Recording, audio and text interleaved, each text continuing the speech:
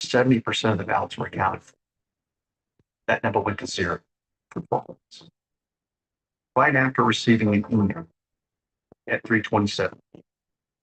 In other counties, we saw gains of 20%. 12 months. Catherine Clark wasn't just a candidate on a ballot in Santa Fe. She was also an official of the Democratic Party. She was also a political operative that ran campaigns for other candidates throughout the state of New Mexico.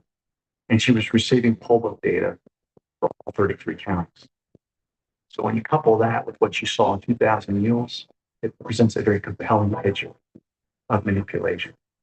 Let's see if you can restore confidence with the voters at the next station. Since we've checked Chad in, I will now hand him a paper ballot with anti-counterfeit measures.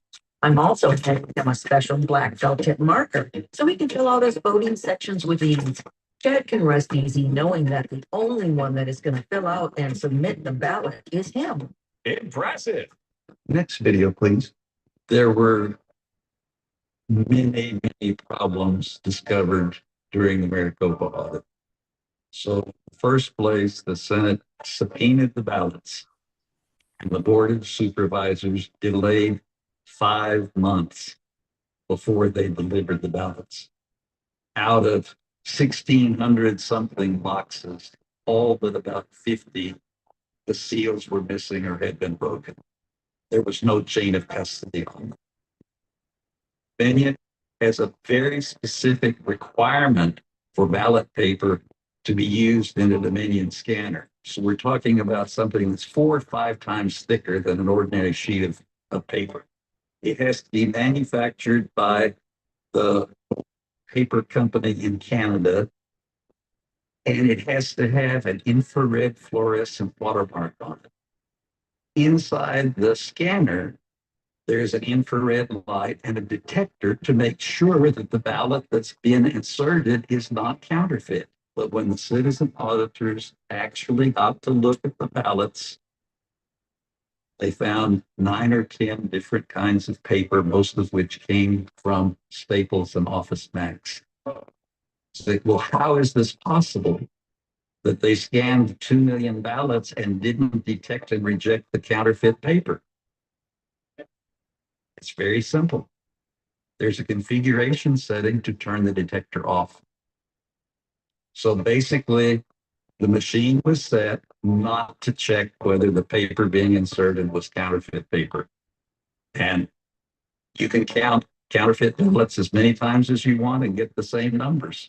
But that doesn't mean that they were legitimate ballots, because they weren't. Acceptance of counterfeit ballots wasn't just relegated to Dominion tabulars in Arizona. In Alabama, a citizen went across the street and printed a ballot image on notebook paper. The machine accepted and tabulated the votes on every single ballot. So in other words, you can make a yes of one, yes, just send them to the. That's what they could be. Yes. Betty, those tabulators are gobbling those fake ballots like they were at an early bird Chinese buffet. And it looks like our audience has seen enough. On to the remaining claims. In these tabulators also exists a printer. So while you're scanning, if you happen to have empty, machine can fill out your ballot. Now you notice that some things are circle, but if you just look at the image on the screen, you can't tell that there's anything wrong with it. When we put our fingers on this physical ballot, we notice a couple of things. That these 2 ballot ovals were filled out by the machine.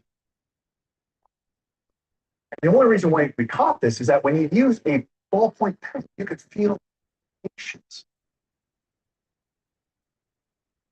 Now, isn't it curious that every rhino, Democrat, and election worker says, don't use a ballpoint pen, use a felt tip pen.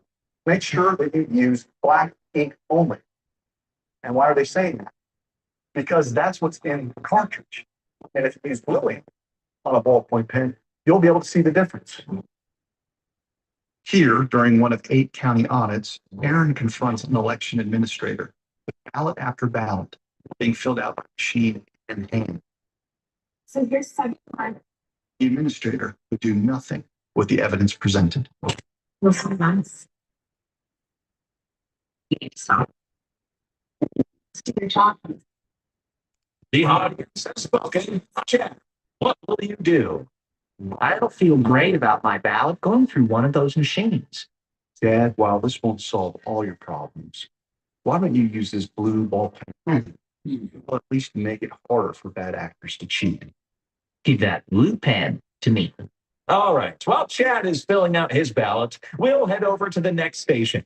Betty has tagged out, and replacing her is Heinrich Kummer, a domination machine expert who is standing by the Dominator 5000 tabulator.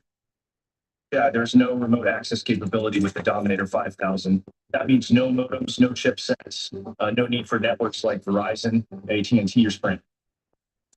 It's impossible to flip votes.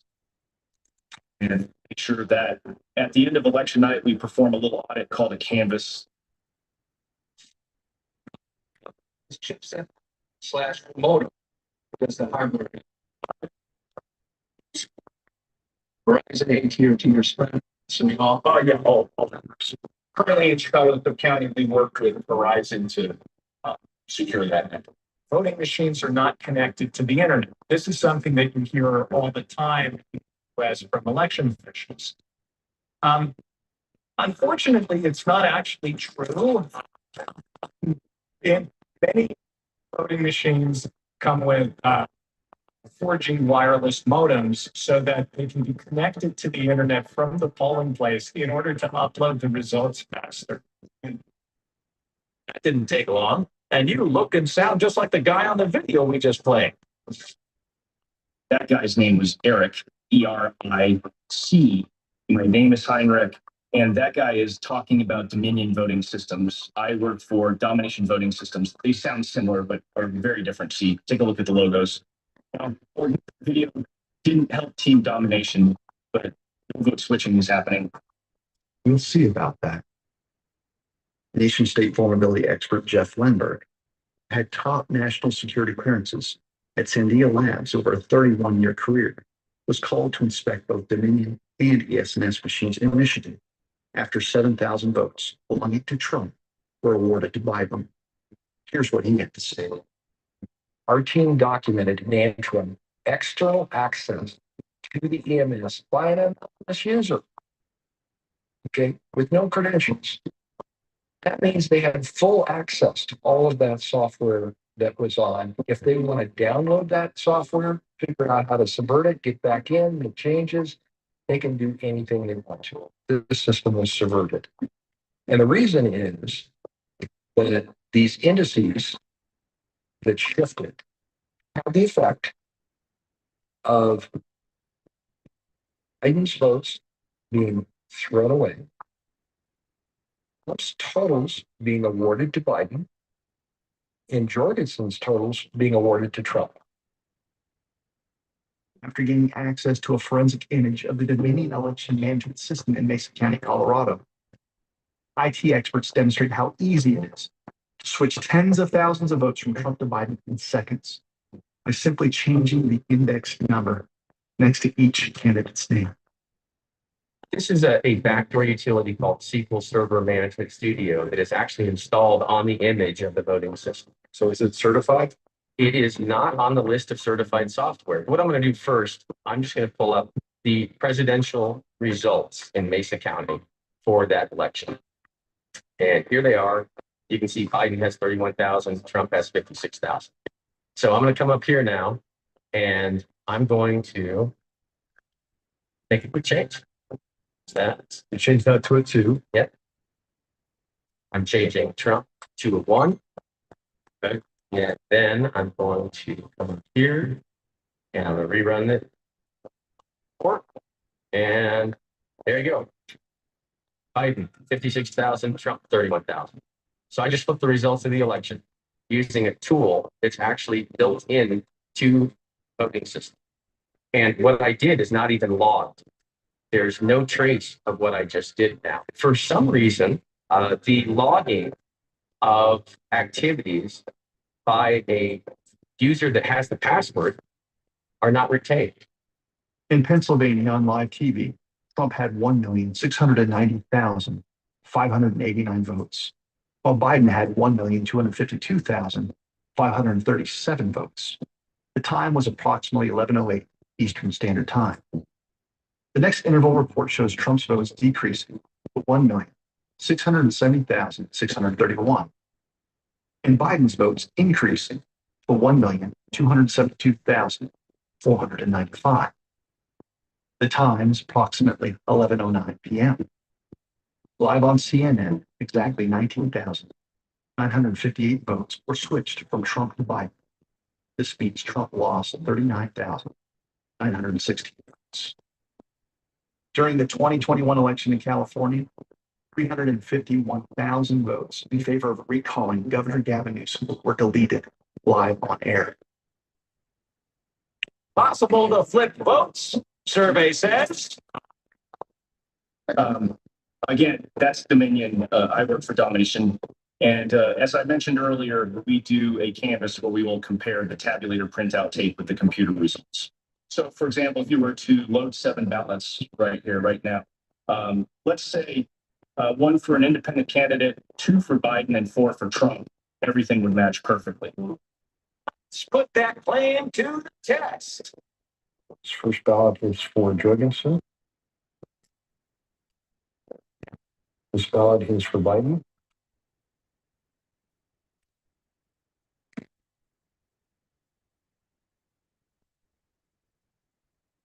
Next ballot is for Biden.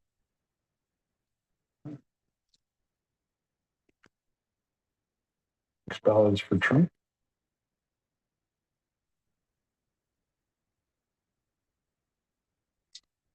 Next ballot is for Trump.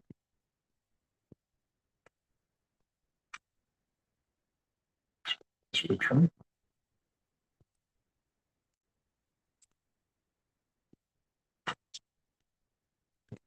It's for Trump. It's the seventh. Okay, we finished our election. We've done 7. So now we're going to close the polls. Now, while it's playing this, I'm going to point out the modification that we made. What we did is for the presidential race, we swapped Biden and Trump votes, did not change the senatorial race, and we swapped the congressional race. So that's what we're looking for. What we see was Joe Biden got 4, Donald Trump got 2, and Joe Jorgensen got 1.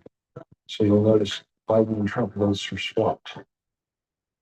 Presidential race, what you notice now is Joe Biden has 4, Trump has 2, Joe Jorgensen has 1.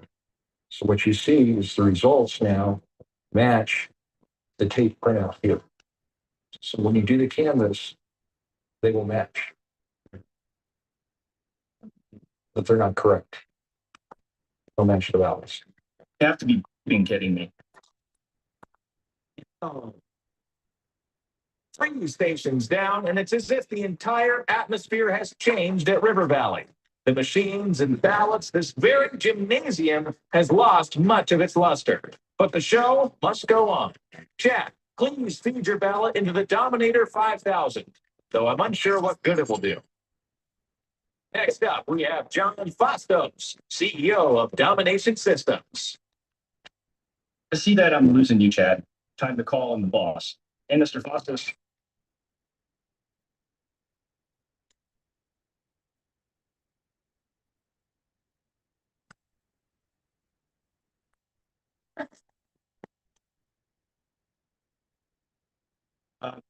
Mr. Fastos, I hate to bother you, but it appears we are losing one of our slaves. I mean, customers. Did you tell him that Domination Systems are designed to use as closed systems that are not connected to the internet? I tried to, had my 60 Minutes interview. That makes me look really sympathetic. People have been put into danger. Their families have been put into danger. Their lives have been upended, and all because of lies. I haven't had the time, boss. This David and Earl keep countering all their vendor approved talking points. It doesn't matter to me. Chad, we'll see that voter fraud occasionally happens from time to time. Kudos to the experts that have demonstrated through votes being switched in a handful of locations across the country. Don't want to let a few minor examples spoil your perception of our elections. There is no widespread election fraud. There are no computer algorithms, and domination is one of the vendors. The election process is highly decentralized with checks and balances, with transmission of sensitive data being protected by the air. The amount of systemic fraud being suggested by Professor Clements runs contrary to the Department of Homeland Security's assertion that the 2020 election was the most secure in US history. the Department of Homeland Security, good guys, they protect us from cyber attacks. All right, the stage is set for station 4. No widespread fraud through computer algorithms. The voting system is highly decentralized and protected by the air gap. Professor, the ball is in your court. One of the most vital election records to analyze in determining whether systemic election fraud is present is called a cast vote record summary. Experts will study the record to see if the sequence of votes being cast by voters reflects a natural pattern and whether it adheres to the law of large numbers. The law of large numbers governs scientific polling and many quality control practices. Maricopa County has over 2 million registered voters. Someone's running for office. They do not make 2 million phone calls. Say, do you mind telling me who you plan to vote for? They make 400 phone calls at random. Candidate says, well, I want a more accurate poll. Okay, call 1,000 people. You don't have to call 2 million people because the sample is random. It doesn't matter which 1,000 you pick, as long as there was no pattern to the way you picked it. One of the citizen auditors gave an interview and she said the box of ballots that I went through to inspect was 7 Biden, 1 Trump, 7 Biden, 1 Trump, 7 Biden, 1 Trump, 7 Biden, 1 Trump. People do not line up that way at a polling place. Transfer that concept to election. An election is a poll. Ballot that you're marking shows your preference for a certain candidate. So you would expect to see within the CVR the same phenomena that you see in poll, which is some variability in the beginning and a flat line. Instead, what we're finding is a spike for a predetermined candidate and a linear drive towards a predetermined set. And I looked at the curve and I said, that's a PID controller. So what's a PID controller? Well, it's proportional integral derivative. It is the simplest closed loop feedback system.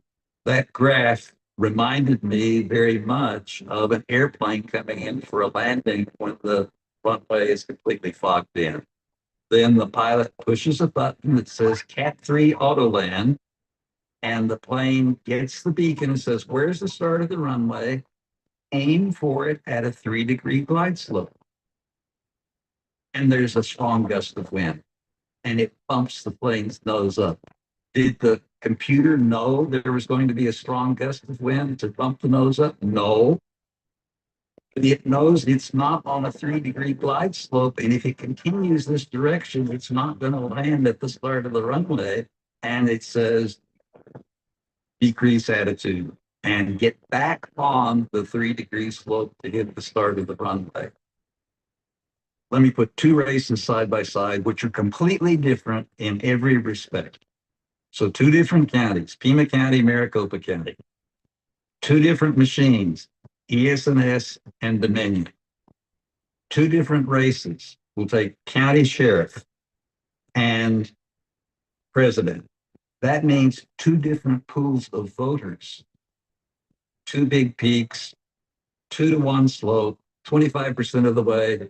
There was a little bump and it tracked on down. In Pima County, 16 of the 17 races were won by the Democrat. 1 race was won by the Republican with exactly the same curve. But what this tells me is that at the bottom, all of the election software is the same. In fact, over 400 cast vote records have been analyzed in over 300 counties across the country. And we're finding the same phenomena. A spike for a predetermined candidate a linear drive towards a predetermined set point that violates the law of large numbers is predicted, therefore impossible. Is it that Congress routinely holds a meager 25% approval rate? The candidates win election after election. All have booked a flight on the PID Express. Destination victory is all but guaranteed when you use the proprietary black boxes. We have seen the PID control in the cast vote records across the country, and voters want examination of those records in their respective counties. Despite federal law requiring production of this vital record, clerks across the country are refusing to produce them to the public. In some cases, the records are being tampered with or destroyed. But another source of data has emerged proving the use of a PID control. And the algorithm is seen in all 50 states. Election night reporting data from a company known as Silent. Look at Trump and divide his votes by Biden's votes. You have a Trump to Biden ratio. And when you do this, a picture will leap out at you. Think of your thermostat. You want to set your temperature in your house to 70 degrees. So you crank that furnace. So look, it's going to get to that set point. And what happens is over time, it reaches the set point. It's got to make a correction and come back. It's got to stay at 70 degrees. So you can actually hear your air conditioning come on and off, right? Now let's look at elections. This is the Trump to Biden ratio when we're looking at election night in Georgia. What you need to know here is that that set point means victory for Biden. If Trump gets above it, he wins. But if it comes back to that set point, he loses. So we see Biden vote injections.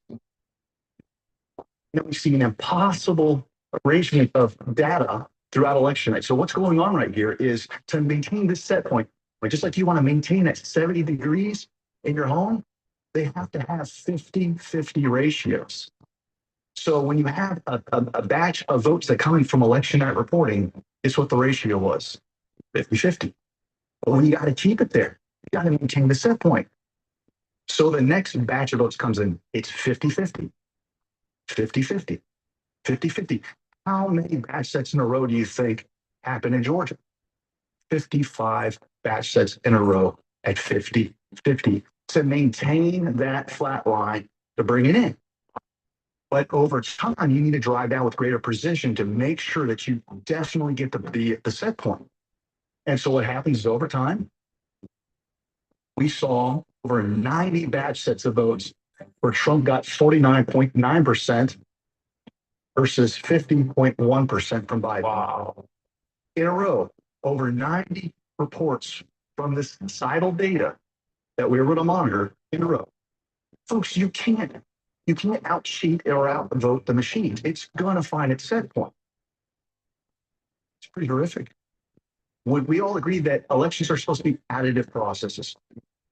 So each interval report, you would expect to see more votes, not deletions. More votes, not deletions. Well, look at this real-time video of the Edison reports. You got total votes at the top. You got in-person votes in the middle. You have mail-in votes. And look how it pauses. And there's oscillation and deletions. This is the algorithm trying to figure out the math problem that is you. And if I let this video play to its completion, you'll find out it wasn't just Pennsylvania. We've got 3 counties in North Carolina. We got 3 counties in Georgia. And guess what? In Georgia, we know for a fact that Seidel directly contracts with the state to get that data. So you should not see any deletions. You should see no oscillation.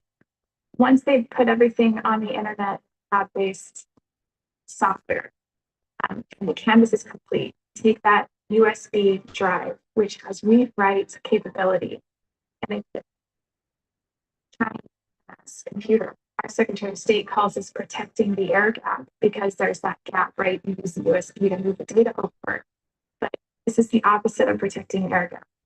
Using a USB that other people have handled that isn't actually secure, and you're downloading data onto a computer that supposedly holds the official election results.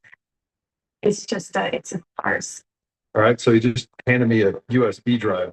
Okay, I'm just gonna do this really quick here. Here's my hand.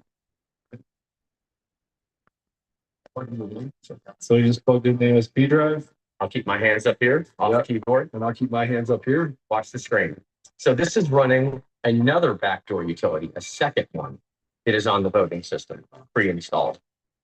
It actually just ran some database commands using that second backdoor utility that's on the system. And now I'm going to press the execute button. Okay. I'm clicking my mouse There and we go. notice that the election's flipped again. So Biden now has 31 and Trump has 56, the way it was originally. If a election worker wants to tell me that our machines are not hooked up to the internet, it's stored away behind a locked door. It's placed there under armed guard, and there's no chip modem devices, then I can concede, for the sake of argument, that perhaps that machine wasn't hacked. That could be true. But if I get a cast vote record summary from those tabulators, and I see an impossible arrangement of votes, that tells me that it was subverted to different, because it was subverted. So pick your poison. Was it because a vendor subverted your election file? Or are you using a reconciliation process with integrated software that is backfilled and overwritten your data? You shouldn't have to listen to a bunch of election deniers. Look, here's a story about this professor. The trusted Washington Post says he spreads myths. He's a myth spreader right here in print, in the news. Since when do we not trust the news? Heinrich or Eric, whatever your name is. I'm glad you wanted to discuss my credibility, because there's a witness that overheard you during a meeting leading up to the 2020 election. His name is Joe Altman, the tech CEO and system architect expert. Eric Coomer is the Director of Strategy and Security for Dominion Voting Systems. He is a shareholder. He does own the patents for adjudication. Now keep in mind, I had no idea that Dominion ran 50% of the vote of the American people. I wasn't looking for Eric Coomer. I wasn't looking for Dominion. But God was. So then this kid came to me from Antifa, and I became the #1 target for Antifa. They hated me. The next time we had a meeting, he showed up and he's like, listen, he's like, well, I can get you on that call. All those guys that are journalists out there, they're actually not journalists, they're Antifa activists. That's how we got to the call, and him saying that, hey, don't worry about it, Trump's not going to win. I made sure of it. That was in September of 2020, before the election. It seemed possible. Like, how could someone be that evil? Right? It's got a Church of Satan, the Screaming Pope tattoo on his arm. He wrote a story about how he raped, abused his wife at the time, and then published it with the email address. He posted the Antifa manifesto on his Facebook page. He posted things like that were anti-police, anti-Trump, anti-American rhetoric, put up stuff like F the USA, kill pigs. This guy is responsible for 50% of the vote of the American people. I don't have to listen to this garbage.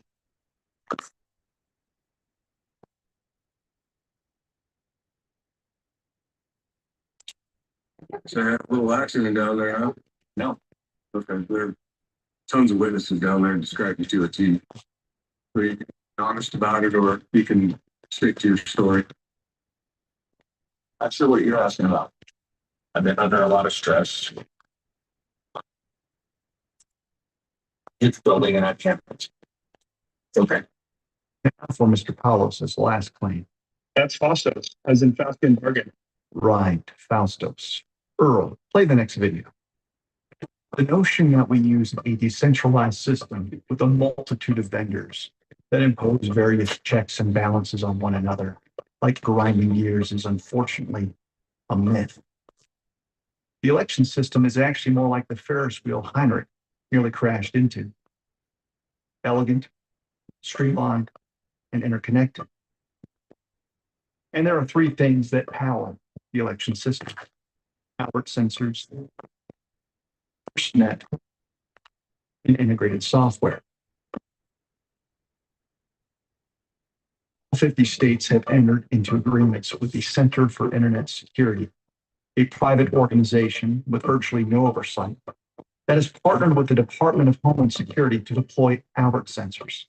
These are computers that reside behind county and precinct firewalls under the auspices of protecting state elections from cyber threats. The agreements provide CIS with everything needed to monitor all aspects of elections real time. Second, AT&T's FirstNet cellular network, along with other telecom giants, provide direct connections for that monitoring behind those same county and precinct firewalls. Those direct connections exploded across the United States after Barack Obama's administration designated elections as part of the nation's critical infrastructure, which leads me to the third thing that powers the Ferris integration. Third-party corporate vendors utilizing all-inclusive software connected to the internet that can modify or change all the election data that the Albert sensors and FirstNet allow you to monitor. The big players are BPro, Knowink, Tenix, VR Systems, ElectionWare, and several others. But don't let the different names and logos fool you. They all share similar functional capabilities. Here is how the election rigging process works. First, money is donated to campaigns and political action committees, non-governmental organizations. However, investigators are also finding money subsidized off the backs of the taxpayer, being funneled overseas through entities like FTX, only to be laundered back to political campaigns through unwitting U.S. citizens whose personal identifying information is stolen to accomplish the laundering operation. The next module every integrated software provider has direct access to is voter registration. Voter rolls are inflated at strategic times and act like a credit line to the swamp candidates. The early voting period, and even on election day, metrics are provided through the integrated software's absentee ballot tracking and the e-poll book modules.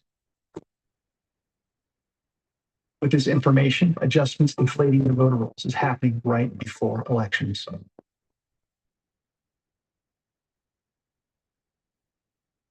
Ballots can be printed and even pre-filled ahead of time, which are produced out of thin air, are picked up at NGO headquarters by ballot news. Will strategically deliver illegal, fraudulent ballots to drop boxes paid for by Mark Zuckerberg, most of which have no surveillance cameras. Election workers retrieve the ballots from the drop boxes and run them through the tabulators. In the event that voter turnout wildly exceeds the predictions or modeling of bad actors, tabulators can be hacked, or the integrated software used in the states can simply overwrite the tabulated results. To accomplish the needed correction, state election officials will be told to stop counting. The election reporting system will be rebooted to create new set points. Once losing candidates will emerge victorious. And during the dark hours of the night and in the days following the election, fraudulent ballots will be brought in until they more or less match the digital manipulation. Delayed reporting of the official results will now be asserted as the new normal. Now you might be saying in this theory, do you have proof? Well, let's take it from the top. Remember the campaign finance module and claims of money laundering? Start there. CDC data shows that some senior citizens across the U.S. have been donating thousands of times per year. Some of these individuals' names and addresses are attached to over $200,000 in contributions. You've had occasion to do some investigation that many of us have seen, thanks to James O'Keefe. Started looking at the donations that went into the different campaigns and the different candidates. The FEC records indicate that you donated $32,000, 3,000 additional different contributions people made at this address in your name. Are you aware of that? No, stop. It is fragmented so that it falls below large donation values that are usually more scrutinized. And the bizarre nature of these donations caught our attention sometimes twice per day, going to so many different campaigns. parts of 800 different campaigns in the state. You did donate to APRA, right? Yes, once in a while I donate $5. So, year. About $18,850. Ongoing donations. So, Listed as someone who's given over 31,000 individual contributions to various causes for a total of $230,000 using your name as address. So 18,672 different contributions, the total amount, $170,000 and 221 cents. no, no. No. If you need some sort of software, some sort of structure in place to be able to understand the way that everything is going on. Usually there is a vestige of, yeah, I did donate that. Like, or yeah, I've done it a couple times. So I think that really corroborates what you're saying here. On October 9th, 2021, we had this particular Smurf unwittingly show that there's 183 transactions in this person's name for over $4,000 on that particular day. But the picture, I think, is when you look at the chart over time, and you can see again that it's not human behavior. This is a computer algorithm that's spreading up or divvying up, you know, whether it's 5, 10, $50 million amongst tens of thousands of Smurfs across the country. The next module every integrated software provider has direct access to is voter registration. The most startling thing was that was the primary of 2022. We started in June, and we were getting daily updates because that list of people that request mail-in ballots, for example, gets updated on a daily basis. And as we're going through this list of addresses, a road jumps out at me because it was local to my town called Red Belly Road. I looked at it, it just jumped off the page at me. I went and looked at Zillow, couldn't find it. Google, couldn't find it in any of the tax appraiser records. And then we were like, what's going on here? Where'd this road come from? So we went and looked to see who was currently at that road because we had the current voter rolls, and we noticed that 37 people at that month that we were looking at. Lo and behold, everything came back as 12th Street. And then when we looked up 12th Street, all these people existed. Their deeds matched, the addresses matched, everything was in Google, everything. So it was like, okay, how did these people go from 12th Street now to a fake address? And out of those 37 people, 5 of them requested a mail-in ballot. As we're looking through this, we get the new disc for August. We check the new disc again for these same voter IDs. Now everybody's been switched back to 12th Street. So if you're following the timeline, they were 12th Street in the 2020 election. They switched to Red Belly Road somewhere around June. They requested 5 mail-in ballots that showed delivered. Why on earth would they show these ballots as being delivered to a fictitious address? And then right in time for the official results of the election, they were switched back to 12th Street. We always thought that the voter rolls were static, kind of like a piece of sheet of paper that you're just appending new records. We didn't think that older records were being manipulated in real time during the election. That example of Red Belly Road was what we call an address flipper. That in our mind is identity theft because we actually went and had affidavits on everybody on that street right after the election. No one knew what we're talking about. No one asked for their address to be changed. And more important, nobody on that street asked for a mail-in ballot. So the other ones that we saw was insertions. Insertions was basically you would see somebody that was previously marked inactive in another county. They would be reactivated and slipped into a new county. And sometimes their birth date would change, sometimes their name would change. In most cases, their party changed. So we were seeing them slip these new people into new counties. And then per the supervisor election, if they're looking at that person, they would just think this is a new person that just moved into the state. They had no idea that they were previously marked inactive in another county. And then the last one is probably the most troubling is deletions. For example, Palm Beach County had 53,000 people removed from the voter rolls for a month, and then they came back in December. So they were just deleted for 1 month, and then the next disc that we got, they were put back. And this was Trump's county during the election. I am to believe that you passed in a mail-in ballot in October, and you were deleted in November from the voter rolls? Like, that doesn't make any sense to me. So the first pattern is our Secretary of State publishes how many people are registered in every county and every precinct on a monthly basis. So I started by plotting that, and I found that all of the counties would change by approximately the same percentage every month. It's an enormous buildup registrations in every county, and they're all going together in unison, all 33 of them. And I plotted how many people were being registered by day for each county. They had this perfect weekly repeat pattern. So I just knew that isn't real, that you cannot have 8 people show up every Tuesday and you're going to have to register. And 6 of them are going to be Democrats and 1 will be Republican, 12 will be declined to state.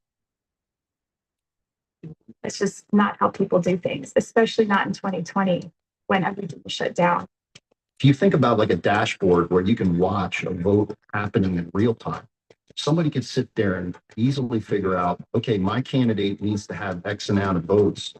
I have all of the things I need to fabricate that. I have all the vote rolls, I have all mail-in ballot rolls that I can clearly just turn on, fabricate whatever result I need. And then that is essentially given as the official tabulated result, basically from their website.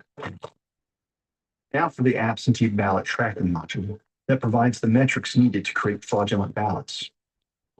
Here, Jesse Morgan, a subcontractor with the U.S. Postal Service, describes what he found. I know I saw ballots with return addresses filled out, thousands of them, thousands, loaded onto my trailer in New York and headed for Pennsylvania. I got to thinking and wondered why I was driving complete ballots in New York, Pennsylvania.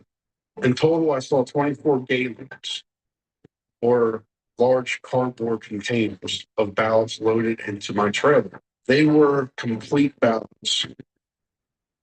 Jesse's observations took place on October 25th, 2020, during early vote, because bad actors could monitor the number of ballots coming in through ballot tracking software. Teams across state lines could easily produce hundreds of thousands of fraudulent ballots and inject them into Pennsylvania's elections, affecting the outcome. Tracking absentee ballots during early voting is all well and good, but what if a bad actor needs to make last-minute adjustments on election day? Here's where the electronic poll books come in. We've already seen commands to check in voters that were not physically present. But they vote. Here's an example of a poll worker filling out ballots while an election was ongoing. The process is simple. Track who's shown up, check real voters in digital who have not shown up, and then create and fill out a ballot to match the digital subversion.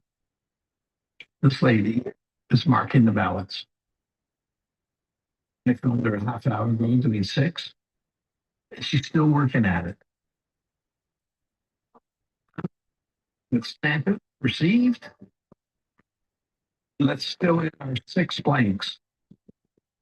I'm looking at the top of the tickets on each one. 1, 2, 3, 4, 5, 6. And there's a guy right there who's watching her. Disgusting. We've already addressed the cast vote records and the subversion of tabulators that led to an impossible arrangement of votes. Just no integrated software such as TotalVote allows voters to overwrite tabulated results once they are transmitted from the county on their internet-connected election management systems. But what about real voter turnout, wildly exceeding the managers' predictive modeling and the algorithms used? But then, election officials will instruct workers to stop counting, and the media will begin to shape public perception. Election workers in Allegheny County are back to work after pausing counting overnight. The county had to press pause on counting ballots. Nevada, meanwhile, has stopped counting votes until 9 a.m. on Thursday. Good morning, Heather. They did have a press pause overnight. They will be back in a few short hours, expected to resume counting around 8:30 this morning. Fulton County is stop counting at 10:30 p.m. Resume your count at, tomorrow morning. They basically stopped counting tonight. They're going to start counting again in a few hours. It's already tomorrow morning, right? Here's what's really bizarre. Fulton County, the most populous county, it is Atlanta. They just stopped counting at 10:30 p.m. They stopped counting the absentee ballots. They said they'd pick it up in the morning. So everyone stopped counting. Now it's time to reboot, create new set points, and gather ballots in the dark of night while observers are sent home to again match the digital subversion. This thing where we've got on election night, we look at the cumulative votes of competing candidates. This is Trump versus Biden. Now, you'll see here the winning candidate at some point is Trump, and he's winning handedly in Wisconsin. And then all of a sudden, you see this massive injection for the losing candidate. That would be Biden. This is what has become known as the F curve or the fraud curve. And it's become meme worthy. This is basically the banner. This is the flag that is flown by all the fraudsters out there. We saw the same F curve in all of the swing states. I told them how the Georgia runoff election for the 2 senators was going to go. I gave them the model. Republicans are winning. Guess what happened? Just went down, came back up, and flipped. I went to Washington, D.C. on January 4th, 2021, and I met with counsel for Pompeo. How much surprise do you think was on his face? None.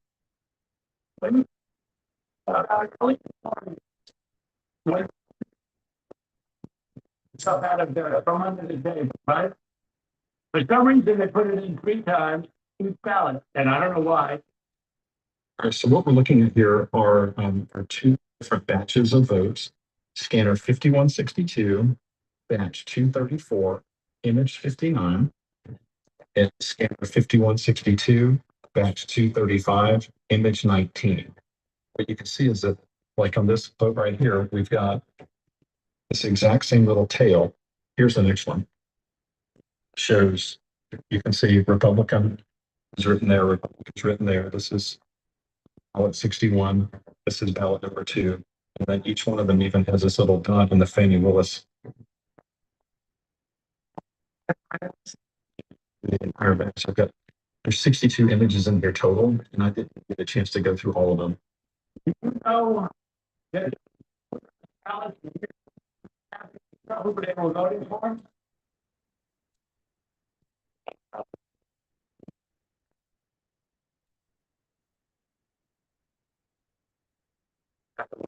And what I did track your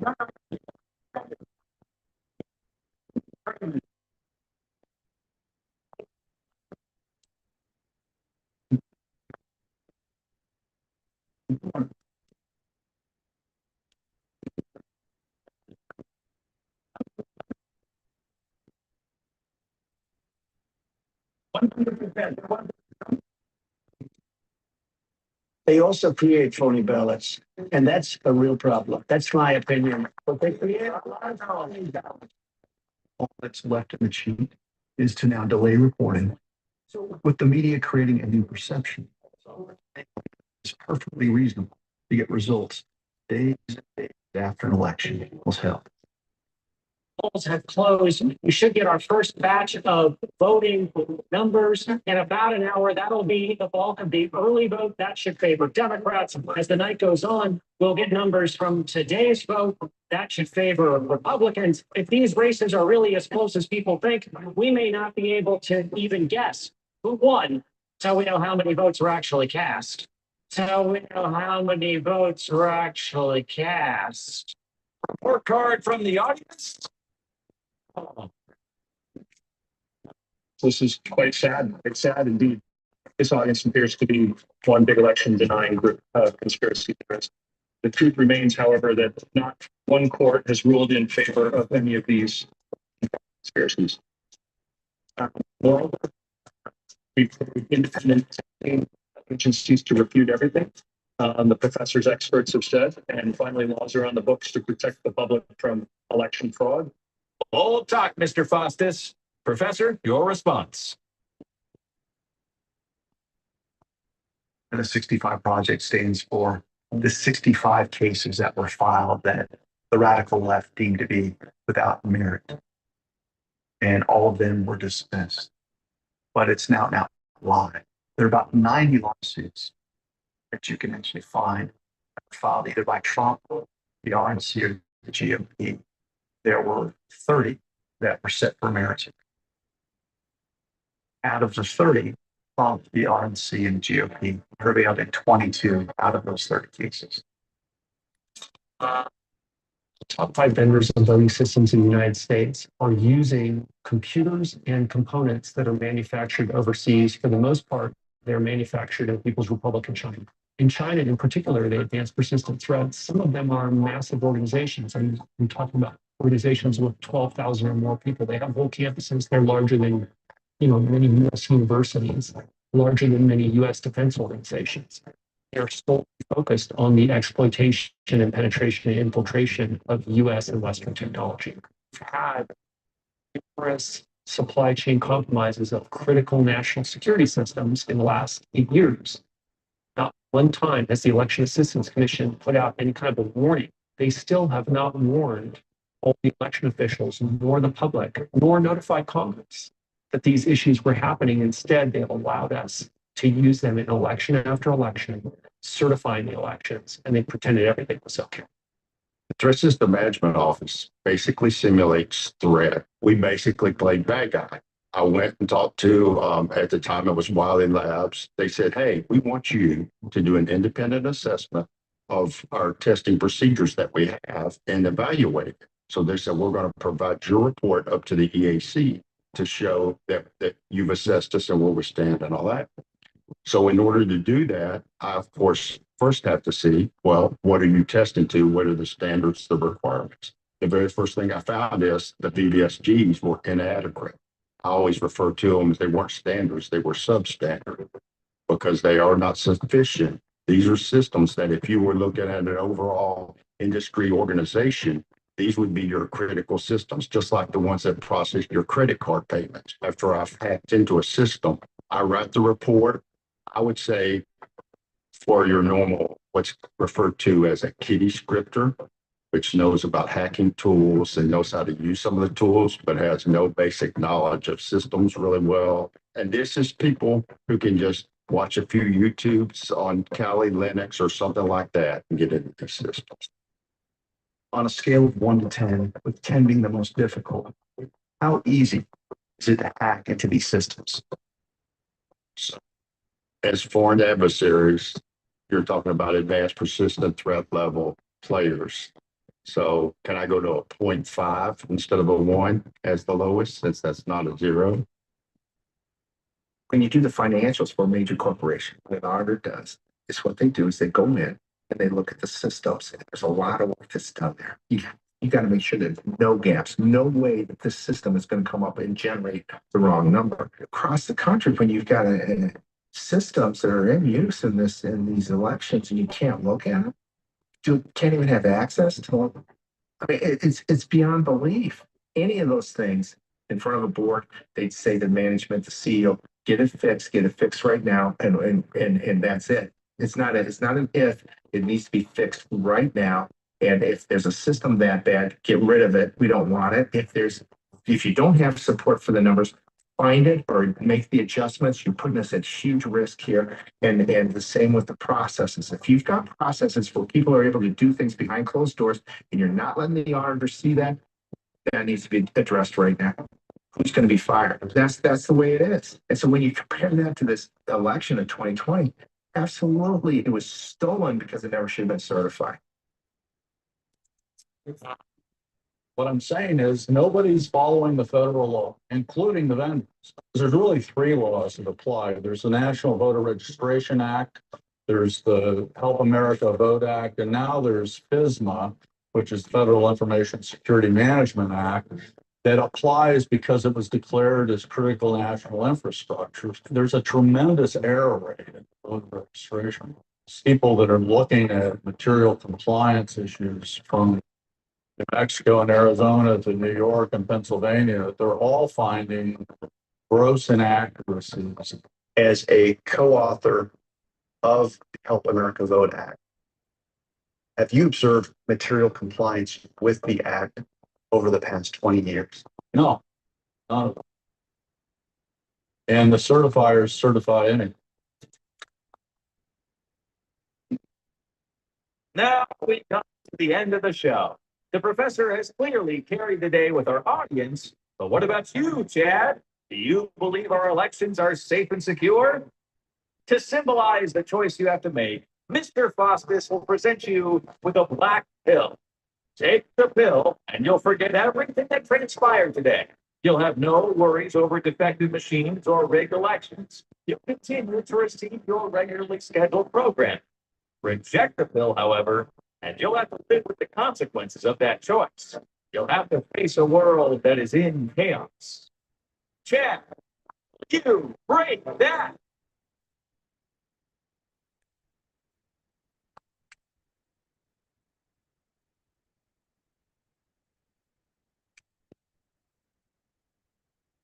I'll never take that black pill. Someday.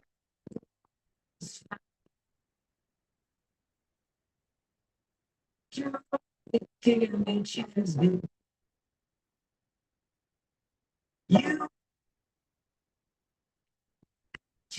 excuse you. Did you just say the truth is baby? Have to be here. You must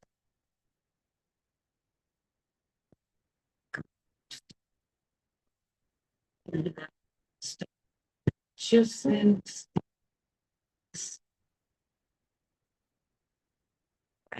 to the cross.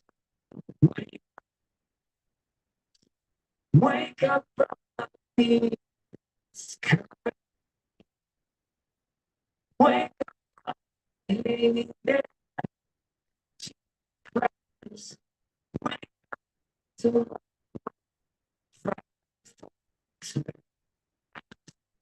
Sorry to interrupt this happy ending. Group.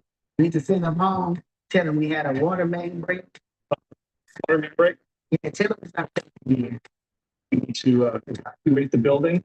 Have to tabulate votes with no observers while everyone else goes home. Everyone except Chad, you stay right there. Oh, Chad, you heard the announcer. You rejected my black bill. That means you have to live with the consequences. Your choice, you become a you are a threat to democracy, threat to our give him his medicine. Actually, right for Ray, we've got to dispose of these listless vessels.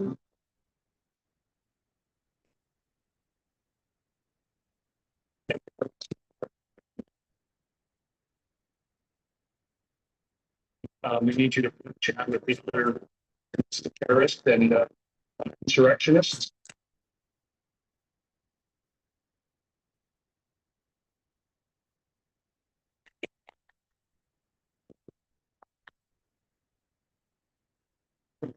Does anyone notice that the election rigging Biden administration never goes after the riggers, but only after those that want to catch and expose the rigging dogs? They are rigging dogs. They are horrible cheaters and liars.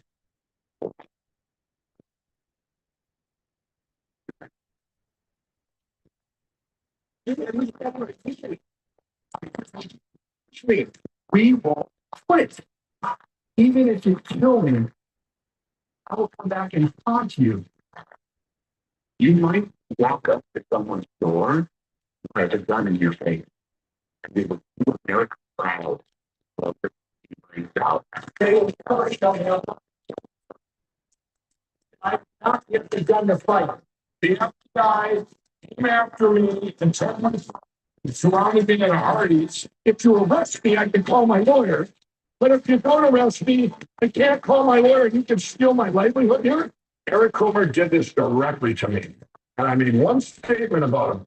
Didn't say nothing for a whole year. Then you guys come up and serve me papers in Colorado. We say lucky pillows. Now you got to say shoot my pillow under the premise that I'm doing this to make my representing my pillow to make money for my pillow.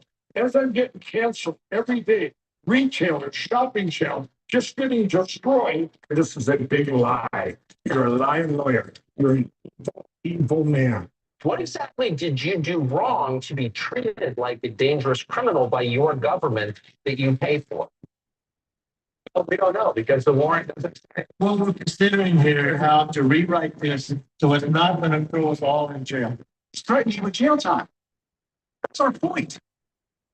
I'm not today that I have. Former advisor Peter Navarro is at this hour in federal custody and about to make a court appearance. Already facing a dizzying crossroads of nearly unprecedented legal and political challenges, Donald Trump's trail of criminal indictments has grown longer. A Georgia case marking the fourth indictment of the ex-president since the end of March. Over the last 2 days, we have seen mugshots released as the 19 defendants in the Fulton County case have started turning themselves in for booking. We have never before had a mugshot of a United States president, current or former, but now we do. While today we are announcing charges against these 16 defendants, this remains an ongoing investigation, and our department has not ruled out potential charges against additional defendants. I look forward to presenting the evidence in court to a swift, speedy, and deliberate resolution that best serves the interests of justice.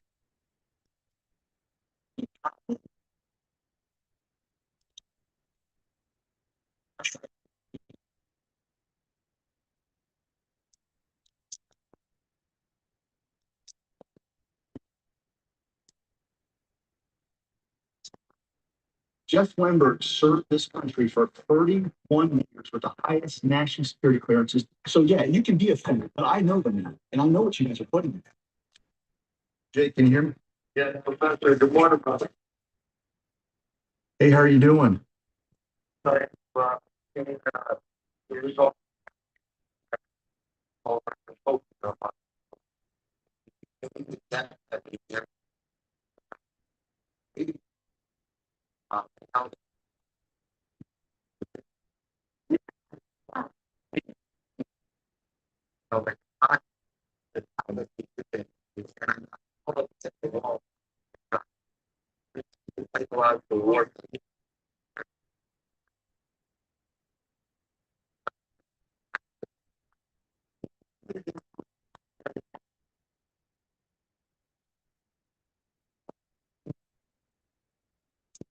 Professor? Defense about maybe the start. People are starting to feel up. Is everything all right? Fine. It's just daydreaming. Hard to start. Thanks. Thanks. America, have you awakened? Do you see the new slave trade, where the slaver's whip was relinquished in favor of a computer program that can achieve the same outcome?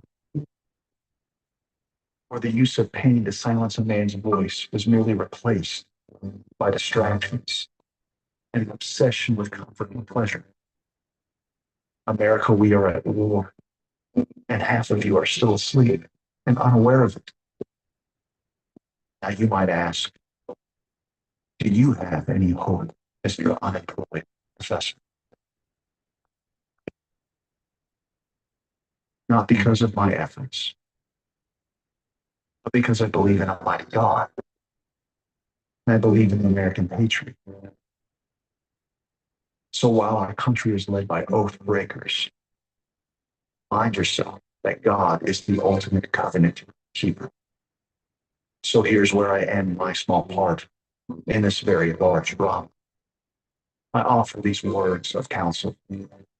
First, when a nation rebels against God and falls into decline, God has a condition that must be performed before restoration can occur, namely the repentance of that nation.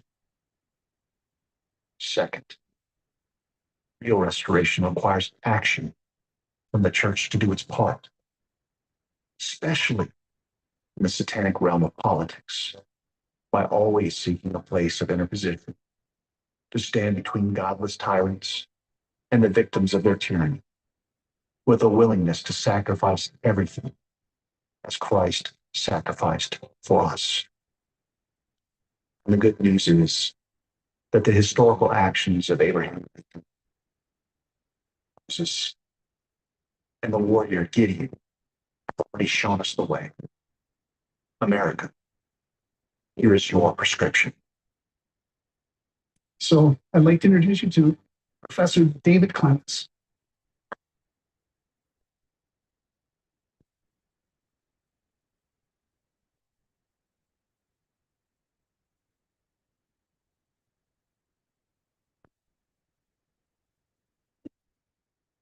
If my people who are called by my name humble themselves and pray and seek my face and turn from their wicked ways, then I will and will forgive their sin and heal their land.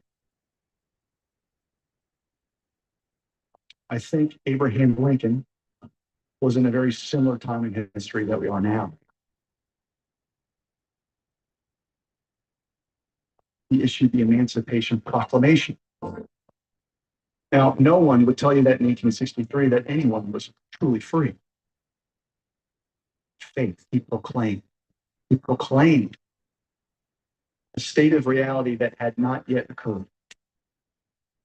When he saw real bondage, real chains, and there were so many laws on the books that made it okay to discipline your slaves, to whip your slaves. The nation was fractured. And the divisions were deepening because the true church, the ecclesia, also proclaiming in their own way that this is wrong.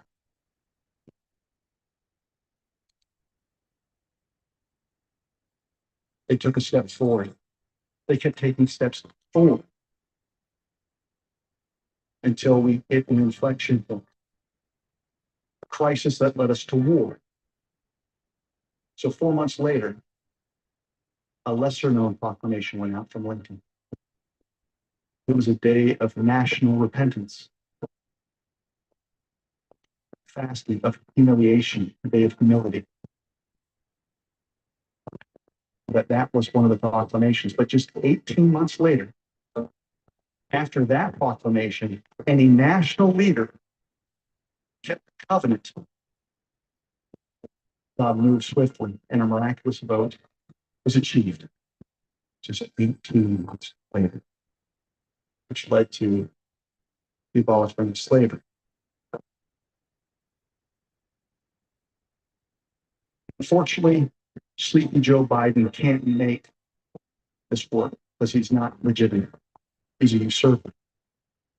So I'm going to ask you all to pray, call on those that were robbed of their rightful places because of inaccurate weights and measures, because of diverse weights being applied to the scales of justice, that you pray, reach out to them any way that you can, and call them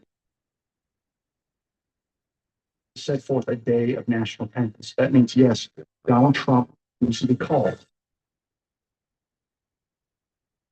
for this very, very specific, solemn occasion. But if he does, and if we fall through as a nation, you're going to see something that you've never seen before. Victory. Victory. Not the fake thing that we've been seeing over the past 30 years. The veil has been torn. We see just how demonic our culture is. We see it. We see it. And now that we see the chains, we see the machines, we see what we're doing to our children. Many of you are hopeless. Do not be hopeless. Just meet God's conditions. So I pray for that day where we have soon a national call for repentance. Now, this might be a controversial statement for some of you, but God is not in control. God is sovereign. But if God exercised his control right now, in this moment, in this season, you would not have the cheating that you're seeing. Usurpers taking hold of offices. In God's infinite wisdom, he established Christ as the head of his church and believers as the body of Christ. We are the hands and feet. He has delegated control to you. So everything that we see that we hate, it's not God's fault. It's my fault. It's your fault. It's the body's fault. You don't like stolen elections? Don't blame God. You don't like abortion? Don't you dare blame God. We have not done our part. In our country, we've established a representative democracy, a republic, which means that you all comprise what is known as we the people. And to be we the people, you have to be a people of self-governance, meaning you have to be masters of all affairs in your lives. And there is a place where you get to participate in this experiment.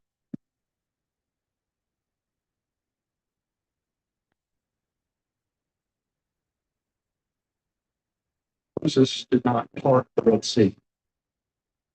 Content. But Moses was an instrument. And what did Moses do? Time in, time out. He showed up to this place, call it the gap. It's a place of interposition. It's a place where you will be hurt, where you will be slandered, where you will see lawfare if you've got the attention of the devil. And the devil's into the slave trade, folks. But you stand there. That's what Moses did. He knew that God had a picture of freedom. And slavery was incompatible with God's character. Pharaoh, on the other hand, believed in slavery. So Moses proclaimed to him, let my people go. And he had to say it more than once because he had to keep going back and standing in front of Pharaoh. So I want you to envision yourself as many Moseses showing up and confronting many Pharaohs. Now, the good news is that God doesn't need everyone, which leads me to Gideon. Gideon had tens of thousands of warriors. They were inspired. They were ready to do battle. God said, if they see all of the might of your warriors, they're going to forget to do something, which is acknowledge me, give me glory. So let's have a test. I want you to see how people drink water. How do your warriors drink water? Bring them to the river. They get down and lap the water like a dog? Or do they keep their eyes up? Do they keep situational awareness? Do they bring the water to their mouth? I can work with that kind of water. How many made the cut? 300. That was enough. So here, in your backyard, almost imagine as if you're looking over a map, you've got your candidate, election workers, canvassing boards, clerks that have broken their trust with you. You will surround them. You find 300 of those warriors surrounding the 10 thankless usurpers to show up and proclaim truth. Fight for your kids. Fight for their voices. Fight for your own voice. And don't do so in incremental fashion. Do not die on the altar of civility. Become an abolitionist and stay there. Expose them and see your power. 300 against 10. I like those odds. And you think of 3,000. 300 in every generation. From their fellows, politicians. That's your red wave. You are the red wave. You are the Red Sea.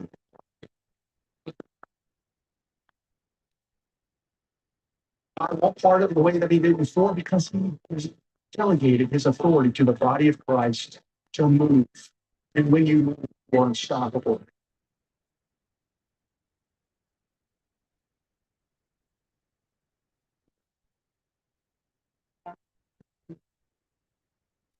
State your name. David Clements, slave. That's where I am to this system. and you're giving people 2 minutes to address a national crisis. I'm going to take the time because this is reporting a crime and the law enforcement actually needs to hear this. 70% of these situations, you're out of shape. I'm not out of order. Please finish it out.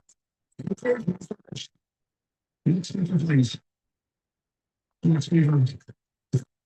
Next speaker, please. Next speaker. You don't transfer time here.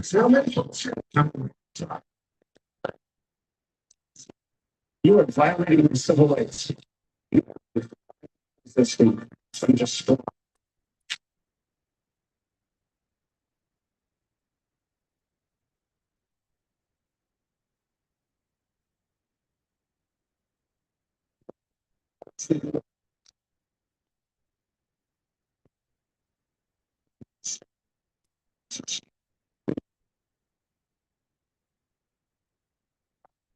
This is a battle of good news. You can sit as lords over us. And I hope that everybody that's running for position in politics would get it through their heads that when you're elected, they're not gods over us. And there will come a day when you will sit before a higher judge. Every single supporter right now is making fun of you. You cannot say if this went well. Those are lost votes.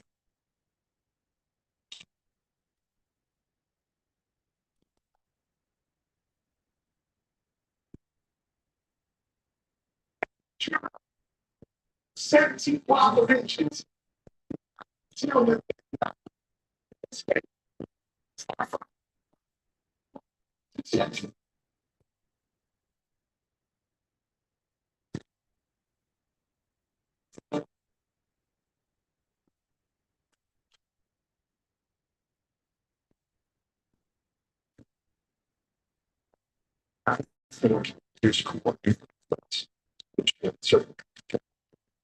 There's do the right thing. Find chance. Because this is a statement that they're expecting to carry on. We're done with this. Over. No more.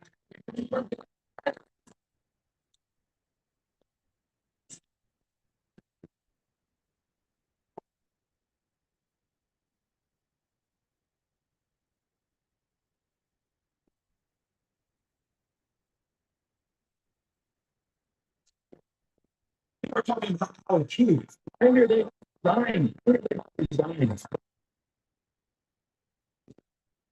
We have a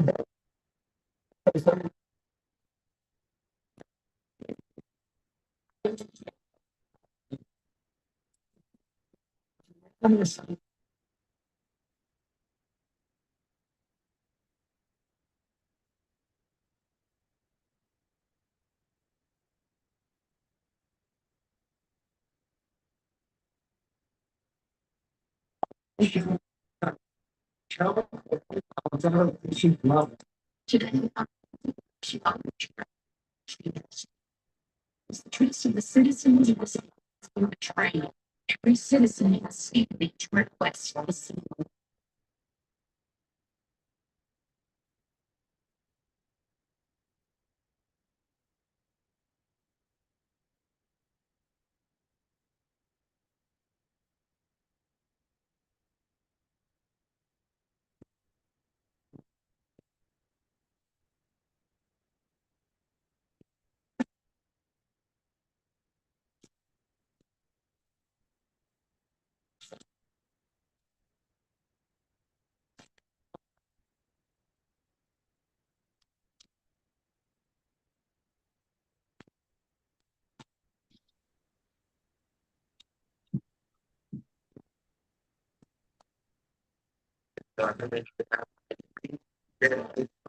Jake, what did you use to perform the baptism?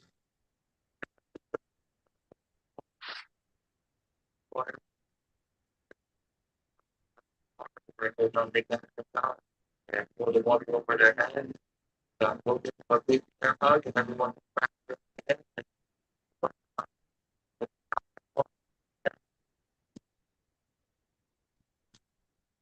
If Donald Trump's providential, aren't you providential?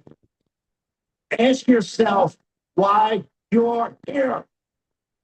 We are transferring power from Washington, D.C., giving it back to you, the people.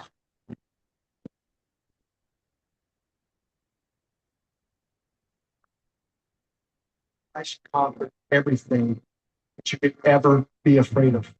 Save you for a place where there are no tears. There's joy where there are no diminutions. The slave trader is out of business because Satan is the chief architect. I've been told he's under our feet. Not all feet. Whatever it's like. On this road with my wife and my children, praising God. And I'll do everything I can to keep the memory alive of what God did. And I will teach my son, teach my daughter.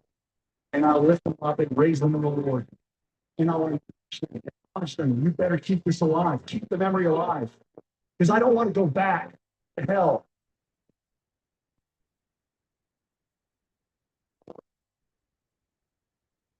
It's yours, Lord. Jesus. You will not be able to see your back. So be the Red Sea. God's conditions. We will have the opportunity to declare for us.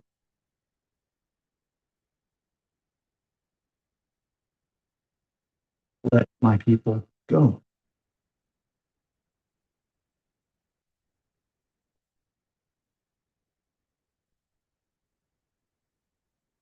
Now to the roll call. So for those lives lost on January 6th, Ashley Babbitt, Roseanne Boylan, Kevin Greason, Benjamin Phillips. On the next day, Officer Brian Sicknick, rest in peace.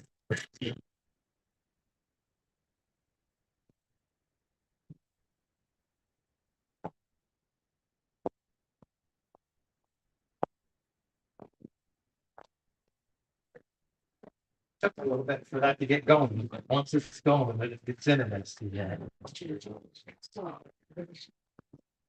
Okay, get ready for the pupils to dilate.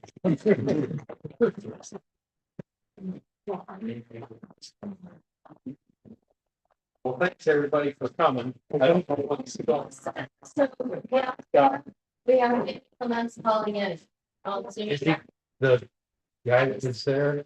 He's calling in now? Oh, we had to set it up by 30.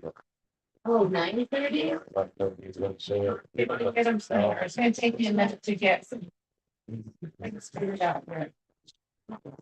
So, I'll get a beer and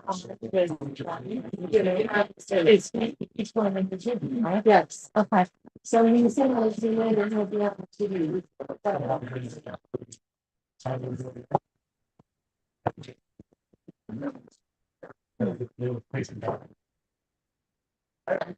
So. Thank you all. Good evening. Thank you for coming. You all very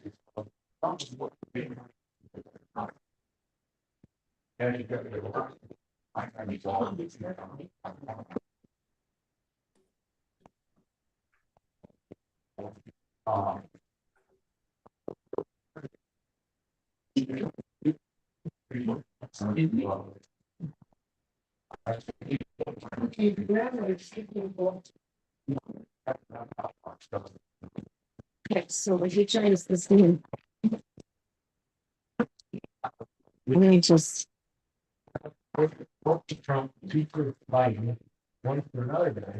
Okay, now we see Kim's legs. First, we saw the side of her head. You guys can unmute yourselves. You're live on YouTube, so watch what you say. But you guys are live on YouTube right now until we get Dr. Clemens in.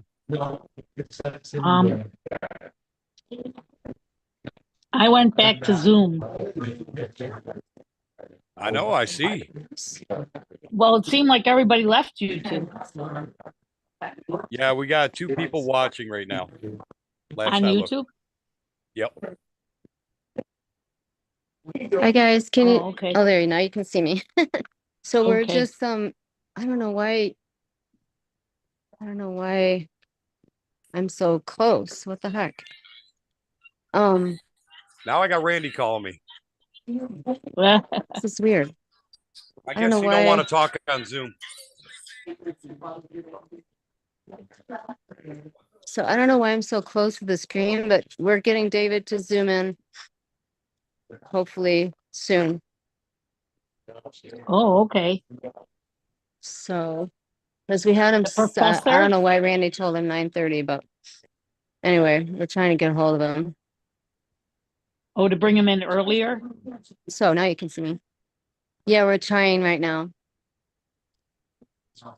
Oh, apparently AJ's talking to him. Is he talking to AJ? And I'm on. Gosh. Present some minutes here. We'll see.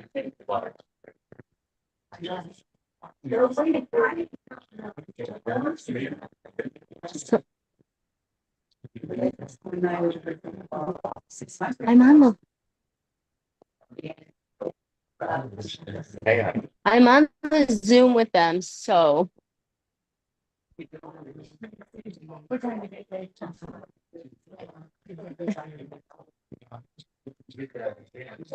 He's still.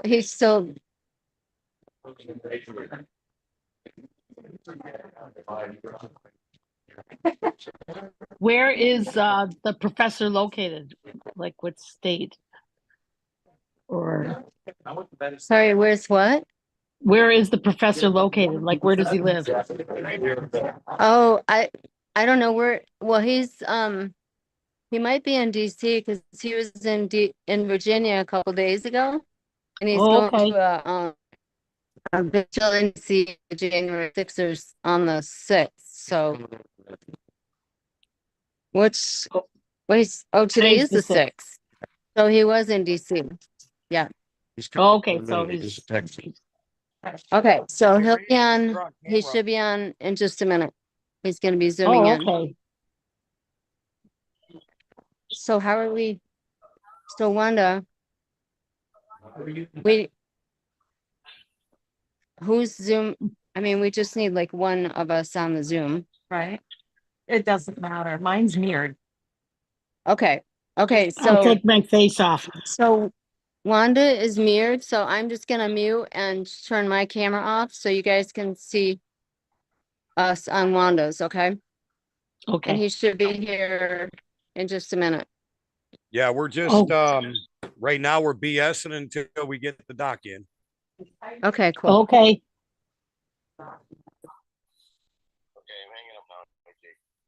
I kind of figured you were because you're already on camera. I was watching you typing on your phone. Yeah. I see. Yeah. Okay, Randy hung up. It's funny watching him typing on his phone and talking to me on his phone while I'm on the Zoom with you guys, looking at the side of his head. Here we go. Matilda's coming back. Well, I wonder where Al and Teresa went. I don't know. They're not on the list now. Thong's guest. There we go. There's Thong's. I mean, Teresa. Thong's guest. I'm sorry. Okay. Okay, I Teresa, gotta you change came the back. name as soon as I get on here, and I'm gonna change it to Al.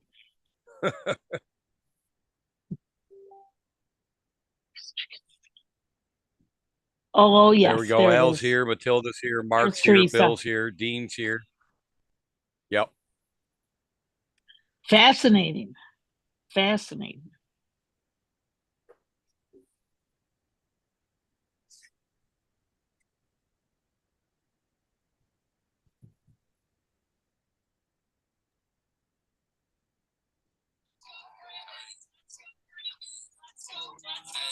Mr. Barber. What's up, Mr. Barber?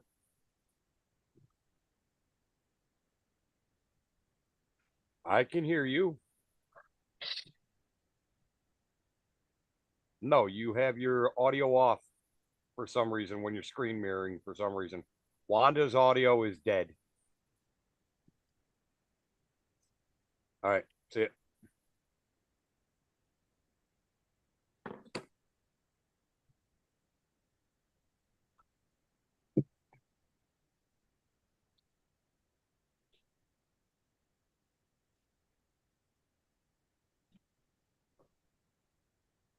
Are we having fun yet? Yeah.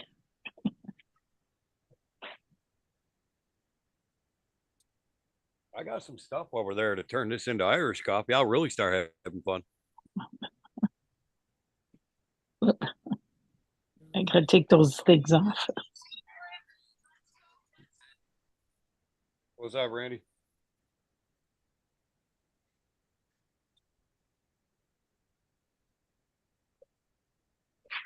No. Was she with her TV? She's still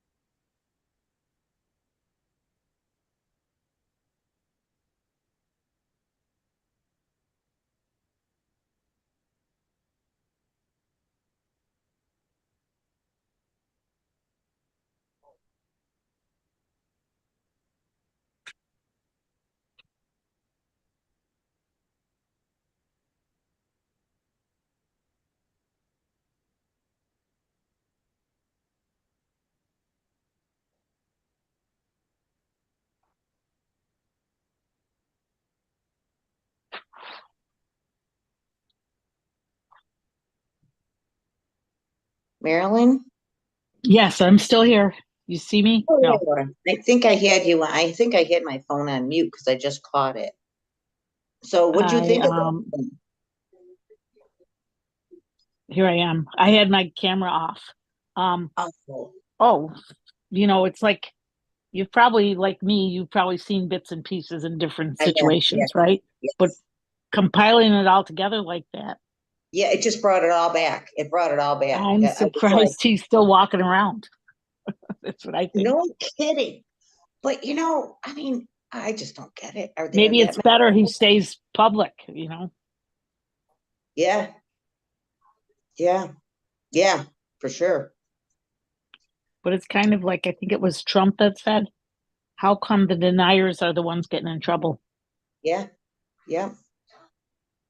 Because we're truth. They don't want the light to shine. No. It's They don't. terrible. It just, I knew, I mean, it was so obvious on election day that it was stolen. I knew it right away.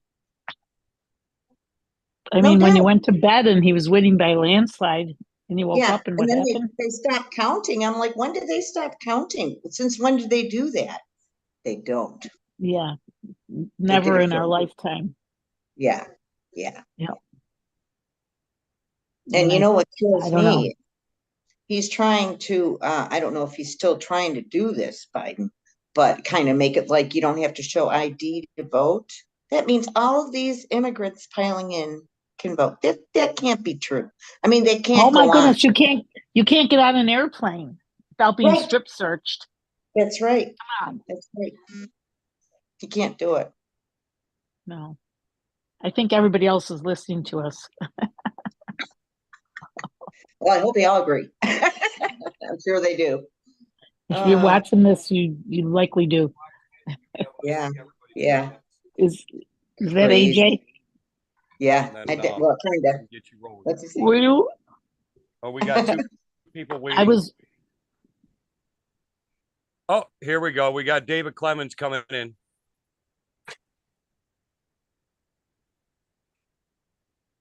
All right, you guys good? I'm gonna get Randy in. I got David Clemens ready to come in right now. All right. All right. Okay, what do we do? Just should we Yeah, mute are we ourselves or asking questions or what are we doing? I don't know. I put my pajamas on. I thought you had a different shirt on. I was like, she changed her clothes. Can't see it, can you? So should I turn my For the video audio, on video, whatever. so too you guys also, can- you Yeah, I think? don't know. Sure. have a I don't know. Is phone it going to be overwhelming? So, but yes, you need to Turn it copy on. him via Zoom. And then your So I can start hang up? screen that she's Yeah. got will be Via watching Zoom. everything. No, he's on the phone. We are Yeah. on, I'm on Zoom. Yes, me too. Yes. Okay, Randy, hang up. I'm I'll going to talk leave. No, I need to stay on Is- video this way. AJ is Yours the isn't even moderator. moving, He should that's- mute us. He should mute us. Mute it. Muda, like muda, muda, stuck. muda, muda, muda. Yeah, Are you that. gonna, are you gonna He mute is us all? dangerous with his phone. I'm telling you. Okay, why am I not even doing this? Okay. So So, I is guess this it? I'll just walk around and if people have questions. Yeah. Okay. All right. You guys And let me David's starting know when with you guys B. are ready to have Clement have Oh, the professor come in. okay. got him on hold ready. Oh, well, here we go then. Come on. We're ready. You're in the garage, huh? Yeah. Oh, so so Wanda, you're still on. I'm just moving. Yep. I'm Okay. just gonna. There's 11 people on. Okay, so AJ, we're just gonna use my phone. And if somebody has a question, Professor Raise our Clemens, hand. how you doing, sir? Good to be with y'all. hey, Professor. Hey. Hey, Kim. So. Hello, Professor. How are you? Hey, So- how y'all doing? We're doing So the- good. So the way we're doing this, we have you on a big screen, Professor, and Okay. so the Zoom call is on a big screen. I'm on the Zoom, and then for people, if anybody has questions, I'm just gonna walk around with my phone and let them ask. Okay, go for it. Okay, so does anybody have questions for Professor Clements? No one? Anyone? Okay, guess what? I I'll don't start. have I have a any at the question. moment. I'm just I have a running. question. Okay, Okay. go for it. Professor Clemens, how are you still walking around? Oh, if you only knew the half of it from the launch of Sure. this film. Today I've been dealing with a credit card processing company that Mm. sold to us how fearless they were and that they were uncancelable. Well, they've been there was a moment where we didn't have service because we got canceled. Now we've threatened them with a lawsuit, and so things are up and working again. But that's what I'm saying is not only since the film, just so you all know, the launch of the film on the 15th, we had today I've been dealing with a credit card processing company. Oh, I'm getting an echo here. We have to turn our microphones off. Yeah, if you all mute. No, and then I'll- that echo's got to be coming from Wanda's smartboard. Okay. And she's using that through my YouTube that's feeding out live to America to hear you. Okay, well, figure out how to maybe minimize the feedback through mics being muted. But the point is that day one of the launch, we had a promotional plan where a major influencer that you would know his name if I told you agreed to promote the film. And then on the day of the film's launch, Ruby Freeman and Shay Moss, who are featured in the film, were successful with a $148 million verdict against Rudy Giuliani. And from that point on, everyone that was promoting the film called me up in a panic saying, we don't want to get sued by Ruby Freeman, all these people, which I kind of anticipated. But I was hoping that people wouldn't lose their nerve. But the timing of it was terrible. And then we had a denial of distributed service attack to overwhelm our servers. Then 3 days after the launch, the IRS sent me a $20,000 bill just because. And so if it's not that, it's the credit card processing thing. It's just been one thing after another. So I was hoping, the prayer was that I'd get done with the film, get it out there, and then take a break, maybe rest a little bit. And instead I basically have got confirmation, I think, from the Holy Spirit that no, we're gonna have to fight like hell even harder for the next 10 months. I think so too. So I am the last 6 months, it's kind of weird. I was much more vocal on social media. But the last 6 months has probably been the busiest 6 months of my life. And I mean, you see that basically what you saw tonight was the culmination of nonstop work from June, the second week of June until we released the film. Almost every shot that you saw there, for the most part, was collected. And we were just trying to get it to you. And so now the battle is, no one wants you to see it. Conservative Inc. doesn't want you to see it. None of the heavy hitters want you to see it. There's a giant grift going on for ballot chasing. $105 million was raised by Turning Point. And when you see the film, you realize how futile that is, because this isn't about harvesting ballots out of trash cans at a nursing home.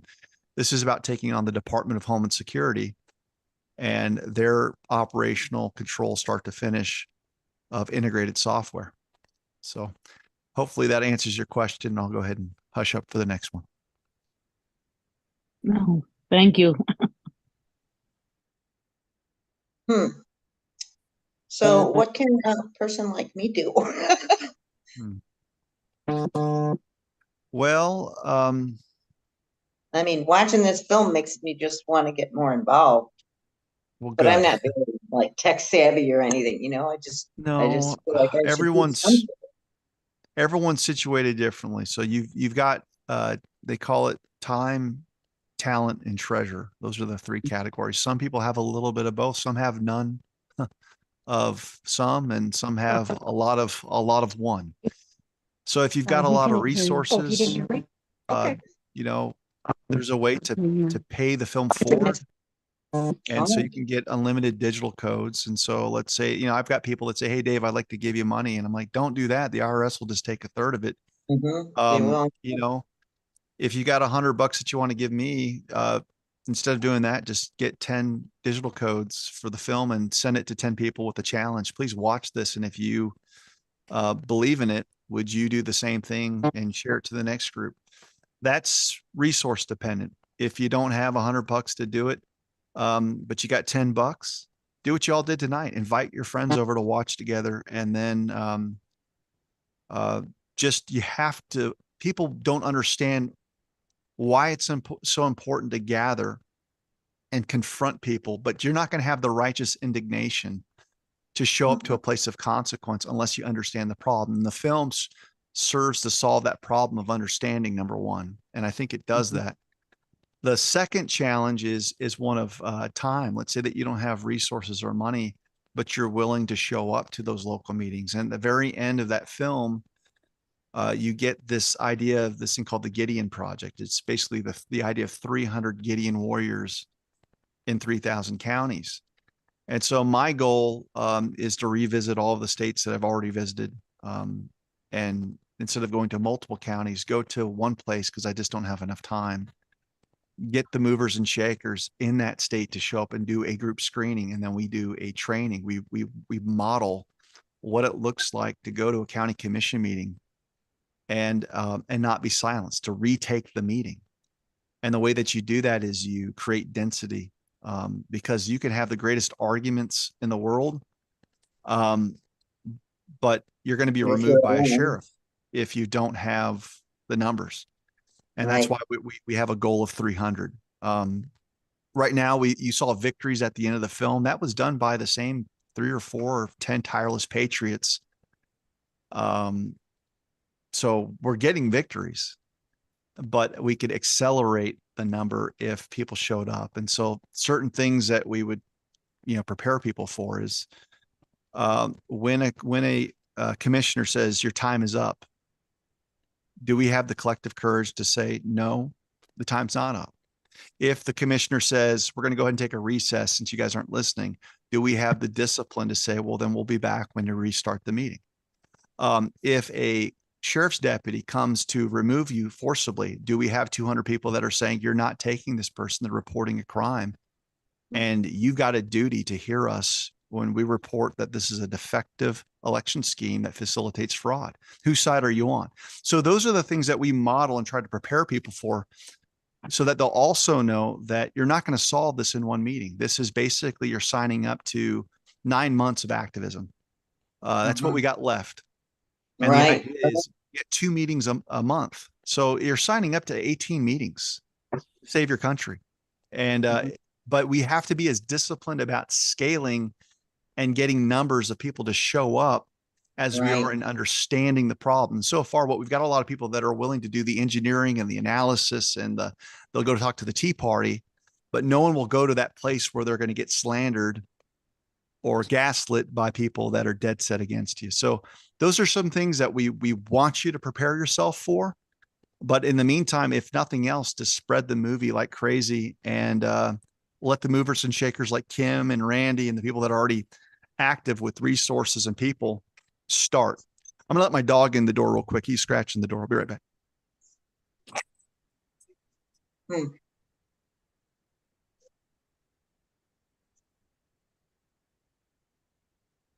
All right, back. I got a security dog that looks just like me. Oh, cute. I know. Hi, All right, next question. Can you hear me, David? I can. Hi, David. It's a privilege to actually talk to you. Yeah, So maybe this has already been stated. So just for my sake, restate it. Now, how do we watched the movie. We're over here in Buffalo. It was pretty broken up, and we only got little bits and pieces. But I intend on catching up and watching it, and I'd like to be able to share it with a lot of people. So I don't really know how am I going to get to this movie, and how am I going to share it? I don't know the way to do that. Okay, you go to letmypeoplega.movie. Okay. And it'll take you to a website, and then they'll have some links to buttons to either purchase a streaming code, or you can buy a DVD or Blu-ray. And you can buy more than one copy of DVDs if that's what you want to do, or you can buy unlimited codes that are streaming licenses to where you can go back to your account and watch the film as many times as you want. Now you said let my people go .movie. Yes. Okay, thank you. Yeah, just start there, and then find a promo code from your favorite influencer out there. So like I co-host the Conservative Daily Podcast. You don't have to do this, but they have a promo called CD21, CD21. And if you enter that in, basically you'll get half off of anything that you get there. So I don't want you paying full price for it. So if you go to letmypeoplega.movie, basically anyone that you follow that's got a MyPillow code, if you enter it into the proper place, it will knock the digital copies price off in half. The DVDs, basically they're sold for at cost at that point. So we don't really make any money on, which is fine. We just want you to get them. So unless you want to pay full price, use a promo code. If you don't have one handy right now, use CD21, and you can get a digital copy or $9.99. Well, no, taste them both. There's a little bit in both in the fridge. I think I'm gonna do that. Sorry about that. I just went ahead and muted her. She didn't realize she was talking privately and publicly. Yeah, that's a good idea. I'm gonna get the CD. I wrote that down. Get a couple of them. Yeah. And feel free to host screenings with your circle of influence. So if you're locked into, the precinct strategy, or if you're a, central committee member of, your local political party. I mean, I don't care what party you're in, because this is about elections, and ultimately, Right. That's all it's about. Okay. Yeah. Okay, we have a little bit of a delay, so I think. Get the CD. I wrote that down. Okay. All right. Feel free to host screenings with your circle of influence. So if you're locked into, the precinct strategy, or if Kim, you're a, just a go central ahead. committee member It's a of, 30-second delay. Your local political party. I mean, I don't care what party you're in, because this is about elections, and ultimately. Right. It's all about. Okay. Yeah. Okay. A delay, so. Okay, so I have Joni here, and she has a question for you, David. Okay. I just wanted to know how Mike Lindell's doing. Can you hear? Yeah, I heard Go you. ahead. It's a 30-second delay.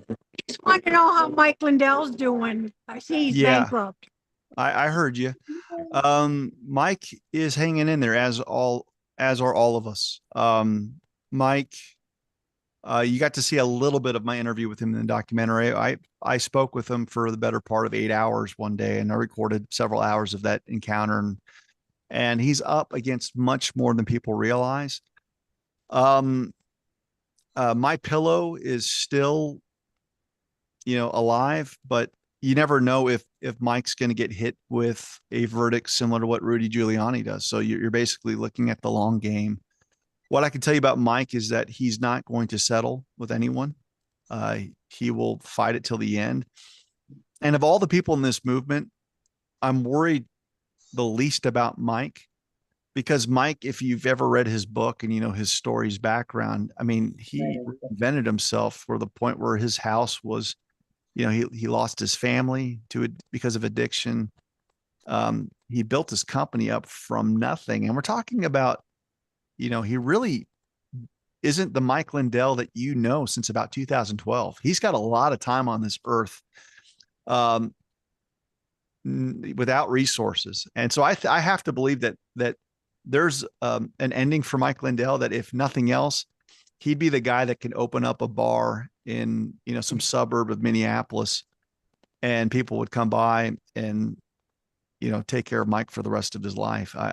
He's earned that level of loyalty and devotion from people. But right now he's, he lost about $100 million last year in sales because of being canceled and being deplatformed. And one of the reasons why the film, I've chosen to labor with fighters like Mike and Joe Altman, he's another one who's featured in the film, is because they're not afraid of getting sued. I mean, there's a reason why we don't have any credited people other than the J6ers in the film, which is because we know that they'll be issued cease and desist letters by companies like Dominion, and they'll be threatened with $1 billion lawsuit. And so a lot of the artists that I talked to, I said, you're gonna have to make a choice. Do you want your name on the film, or do you want to lose your house? Because I can't guarantee you that you're not going to be sued. I mean, I can represent myself, but even then I don't have anything anyway. You guys saw my house in the film. It's like, okay, come get the stucco job, come get the Buick. I don't want to lose what I've got, but Mike and Joe, and there's a handful of people that they're in this. And we know that if we don't win in the next 9 months, we all lose. It's not going to be just Mike Lindell. I mean, there's going to be a precipitous explosion in corruption that right now you're just getting a kind of an appetizer for. But Mike's great. Mike is he is more positive and patient and lovely than 99% of the people in this movement. He is just always a source of encouragement for people like me. I've got dark days, and I reach out to Mike, and Mike is a great encourager. So he's doing well. That's good.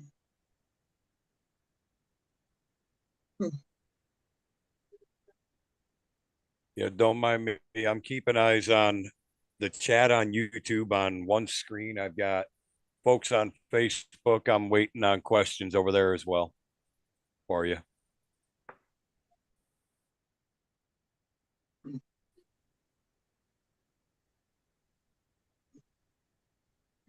He's doing well. Okay, I think I have one more question for you. Yes. This is John. Yes, hi, this is John. I have a question about the Keep eyes on the chat on YouTube on one screen. I've got folks on Facebook. I'm waiting on questions over there as well for you. I have a question. Whatever happened to the wireless monitoring devices that Mike Lindell was speaking of? And because I'm an election inspector. For you? Oh. I'm an election inspector. Yeah, I don't look, I'm not a The stuff that you saw in the movie were the things that I could validate. They're based on experts that I work with in my audit teams. And there's things that you didn't hear about in the film because I could not validate them. So, I've never been on the PCAPS bandwagon. Again, maybe there's something to it. Maybe there isn't. Unless I can get credible experts that I know that I've worked with to say, yep, I can't put it in there. And so some of the people that were proponents of the WMDs were kind of tied to that train of work. And I've still got question marks even to this day about things tied to Dennis Montgomery, right?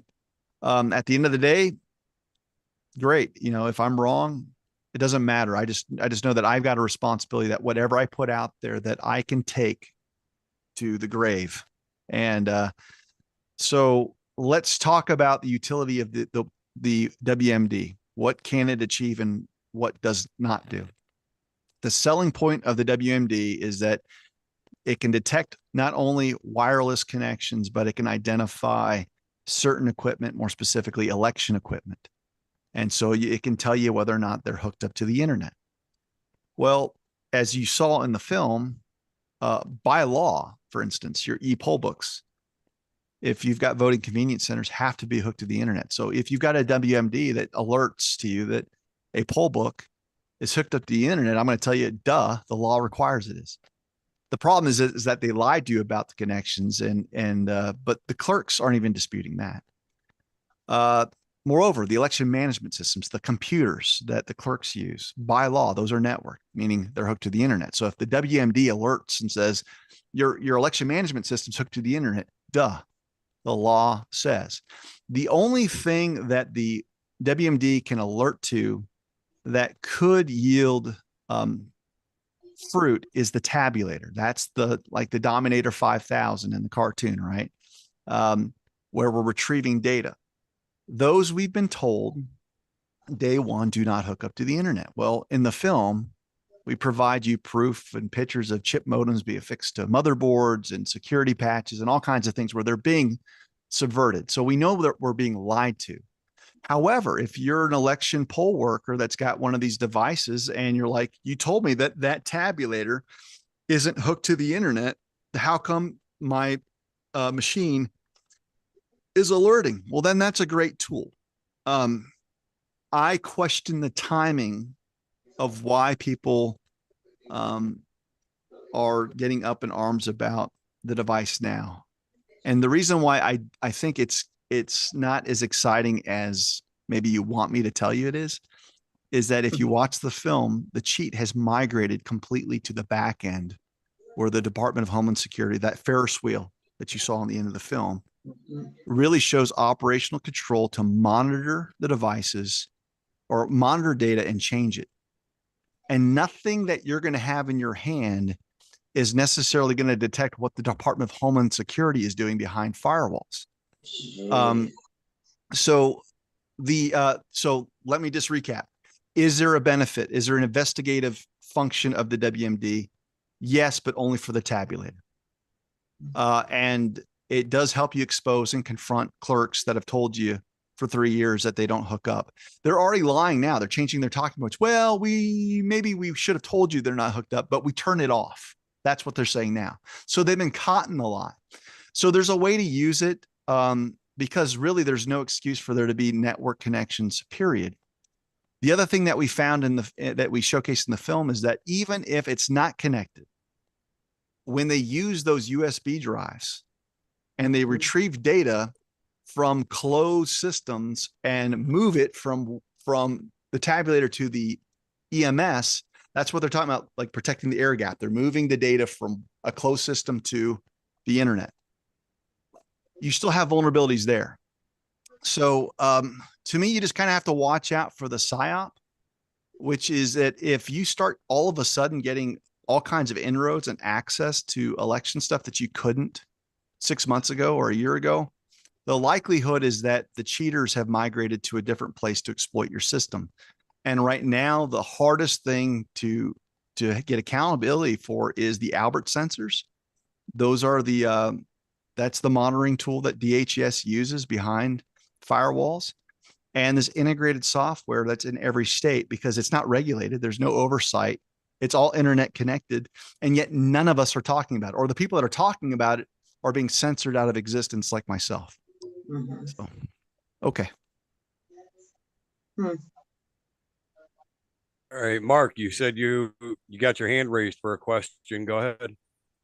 Yeah, Professor, I worked as a election observer the last couple of elections. I was wondering if there's any quality training out there on what we can do as observers to help monitor what's going on. I've got no input from the local political parties or the election people. We're allowed to election observe, but there's no training. And when we do find problems, which I found some numerous problems, what I did, there's nobody that is willing to take the reports. How do we do this more productively? Okay. So first thing is that you have to understand that if you don't have an election staff worker that has stepped up and used their common sense to be even remotely curious why 70% of all voters think the system's rigged, that tells you something that you should probably just come to terms with. They're not on your side. If your GOP demonstrates no curiosity why 70% of their constituents believe the system is rigged and done nothing to get to the bottom of it, one way or the other, it's because they're part of the problem. So right now, what they'll allow you to do is be a poll watcher to look at front end fixes. And the film shows you that your elections aren't being rigged through front end problems. They're being rigged through backdoors and through the machines. And so the film really illustrates what you should be asking for. You can stare at a tabulator all day long and be a watcher, but you can't observe what's going on inside of the black box, right? So there's certain records that will tell you whether or not you've been hacked or subverted, and that's the cast vote record. Well, one of the things that your election workers will tell you is that right now we have to, by law, we have to wait 45 days before we can give you a CVR. That's one of the excuses we're saying. Well, your canvassing boards that certify your elections only have 7 to 10 days. So how in the world is it okay that they certify your election before they have access to the only record that shows you whether or not that black box has been subverted?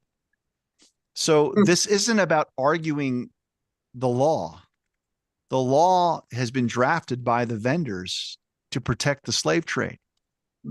Hence why we're trying to get 300 election warriors to show up and start declaring to these people, proclaiming to them that you have a responsibility to me under Michigan election code, New York election code, to not certify a process that you know is defective or facilitates fraud.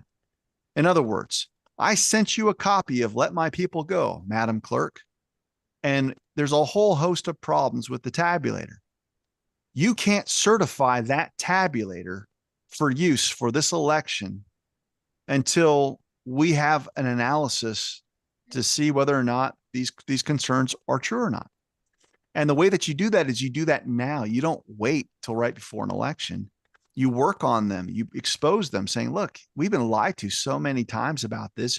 Do you have integrated software in your process? Do you use electronic poll books? Do you have purchase agreements for the tabulators so we can expect them to see if chip modems were ever bought and paid for? Because if any of that exists, we know that this thing is wide open. Do you have your agreement with CIS for the Albert sensors? Do you realize that CIS thinks that Trump voters are domestic terrorists? Is that not a conflict of interest? There are so many arguments that can be made, but what people need to familiarize themselves with is this is about nullification. This is about demanding that these people withhold certification on a process. And the only answer for that is not, David, give me the one action plan that does not present any risk to me. That's what I can't do. That's what you need to hear tonight, is that there's a reason why I want 300 people filling up a room, is because that's what's going to minimize risk to you from a sheriff removing you from a hearing. So things that I look for. Your election code, I guarantee you, the first provision is going to have some sacrosanct aspirational clause talking about how important the votes are of New Yorkers. It'll be like 1.1. And I say this because I've read them all, and they all have the same version of this, basically this trust between election workers and you, the voter, to make sure that you're protected. And then if you get down to the bottom of the code, there's usually penalties for what happens when the election code's violated, whether it's a misdemeanor or a felony. And everyone thinks intuitively that the only way that someone is violating the election code is if they're actively participating in fraud, like they're the ones hacking the machine. That's not true. You can violate your election code through omission, meaning when you, the people, bring up a lack of investigation from them, when you bring issues to them saying, do not certify, here's why, here's 10 reasons why, and they don't follow up and they don't do anything about it, they are creating legal peril for themselves, that they themselves through omission have breached their duty to follow and enforce the election code. So these are arguments that you're creating, but what you're doing is you're creating an environment of intense scrutiny and accountability. And so all of those resignations that you saw at the end of the film was a byproduct of two things happening. We, the people, showing up consistently, fearlessly, and basically acting like investigative reporters, where these people, the scrutiny was so great that they quit. And then we need to have courage from the people that were asking to withhold certification. This was demonstrated this past November. Cochise County, 2 election supervisors were arrested because they refused to certify the election results. And some of you go, well, that's not a plan. They were arrested. Hear me out. There was a time where no election supervisor on planet Earth said that there was any problems with their elections. They defended them to the hilt. Then you had Tina Peters. Then in 2022, you had Mojave and people saying, I've been threatened with an arrest. I'm going to go ahead and vote for this, but it's under duress. That happened, and you saw that in the film. There's another example in Otero County. Now we've got people saying, arrest me. Okay, that's progress. The problem is we don't have enough clerks yet saying, okay, I've seen too much. There's no way that you're going to make me certify this. So one of the things for the film is that we need to inspire and come around clerks and canvassing boards and say, look, you're going to have no peace from we the people because my voice has been stolen. And by the way, whether you know it or not, you're complicit in the problem because you have done nothing to get to the bottom of it. So here are our demands. And when you go up to these meetings every 2 weeks, you're basically looking for status reports. Like 2 weeks ago, we told you to watch this film. 2 weeks ago, we asked you to request CVRs in my backyard. Where are you on that for that thing? And if they tell you, well, we haven't done it, laundry list, you have to be able to confront them, expose them, get a recording of the encounter, put it on social media, change your websites for crying out loud. If a lot of you are part of Patriot groups, turn it into a news website where you guys are creating your own journalistic units to where you cite Patriot news sources, put it out there, and make it look like the news. Good Lord, it's going to be more reliable than anything that the mainstream media does, right? So you are basically replacing all of the failed institutions, from investigations to reporting to recording, to fight for what's left of your voice. And so we've got to do the groundwork county by county. And then hopefully that happy ending that you saw in the film will explode across the country. That's the miracle that we're working for.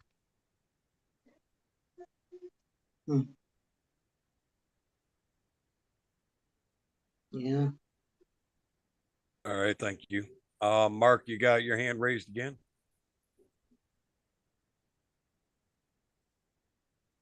Nope, just didn't take it down.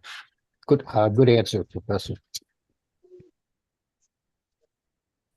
Yeah, definitely. I want to thank you myself for coming on. I know you got a busy life just like the rest of us. Yeah, thank you. It's going to take every one of us stepping up, Okay. every single one of us across the nation. Hold on. Oh, okay. Go ahead, Randy. You go to AJ? Okay. So, David, I just wanted to let you know, Randy has a question and then we're gonna wrap it up and get you out of here, okay? Okay. Okay. The question I have. It's a. The question I have is concerning the lawsuit. Every single one of us across the nation. Okay. Go ahead, Randy. You go to AJ? Okay. So, David, I just.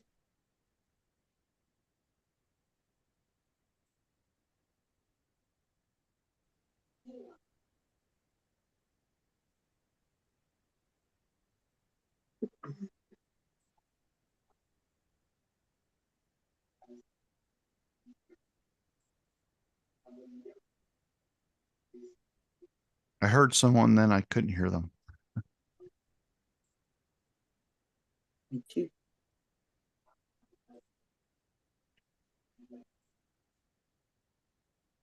Kim, you muted yourself. You're muted, Kim. Hey, Professor, you had mentioned that you were going to do some kind of training across the country. What is your idea on how that's going to get rolled out? Well, it's what I've been doing for 3 years. The film just Heard helps someone, me then I Okay, get further. sorry, this delay is really messing us up, guys. I apologize. So are you ready for Randy's question? I don't know why you didn't hear it before. You're muted. You're muted, Kim. I'm not. I'm not muted. Across the country. Right, again, how that's gonna get rolled out. Well, that's what I've been doing for 3 years. The film just helps me. Sorry. Really messing this up, guys. I apologize. So are you ready for the question? I don't know why you didn't hear it before. You're muted, Kim.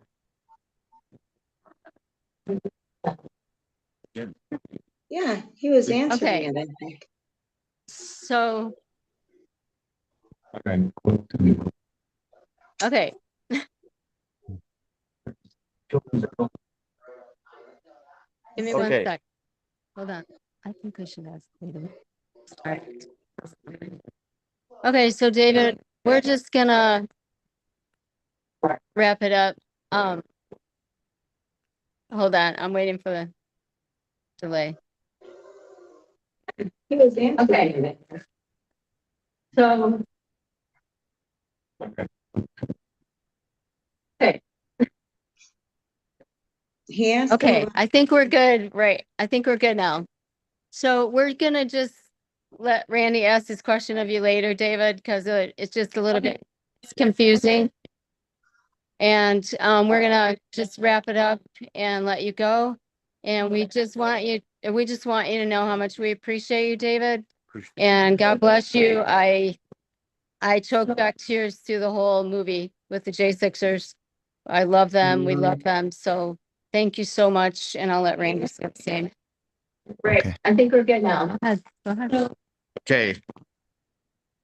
Question of you later. I just wanted to thank you for coming on here tonight, David. This 30-second delay is kind of got the best of us. Go. And we just want you.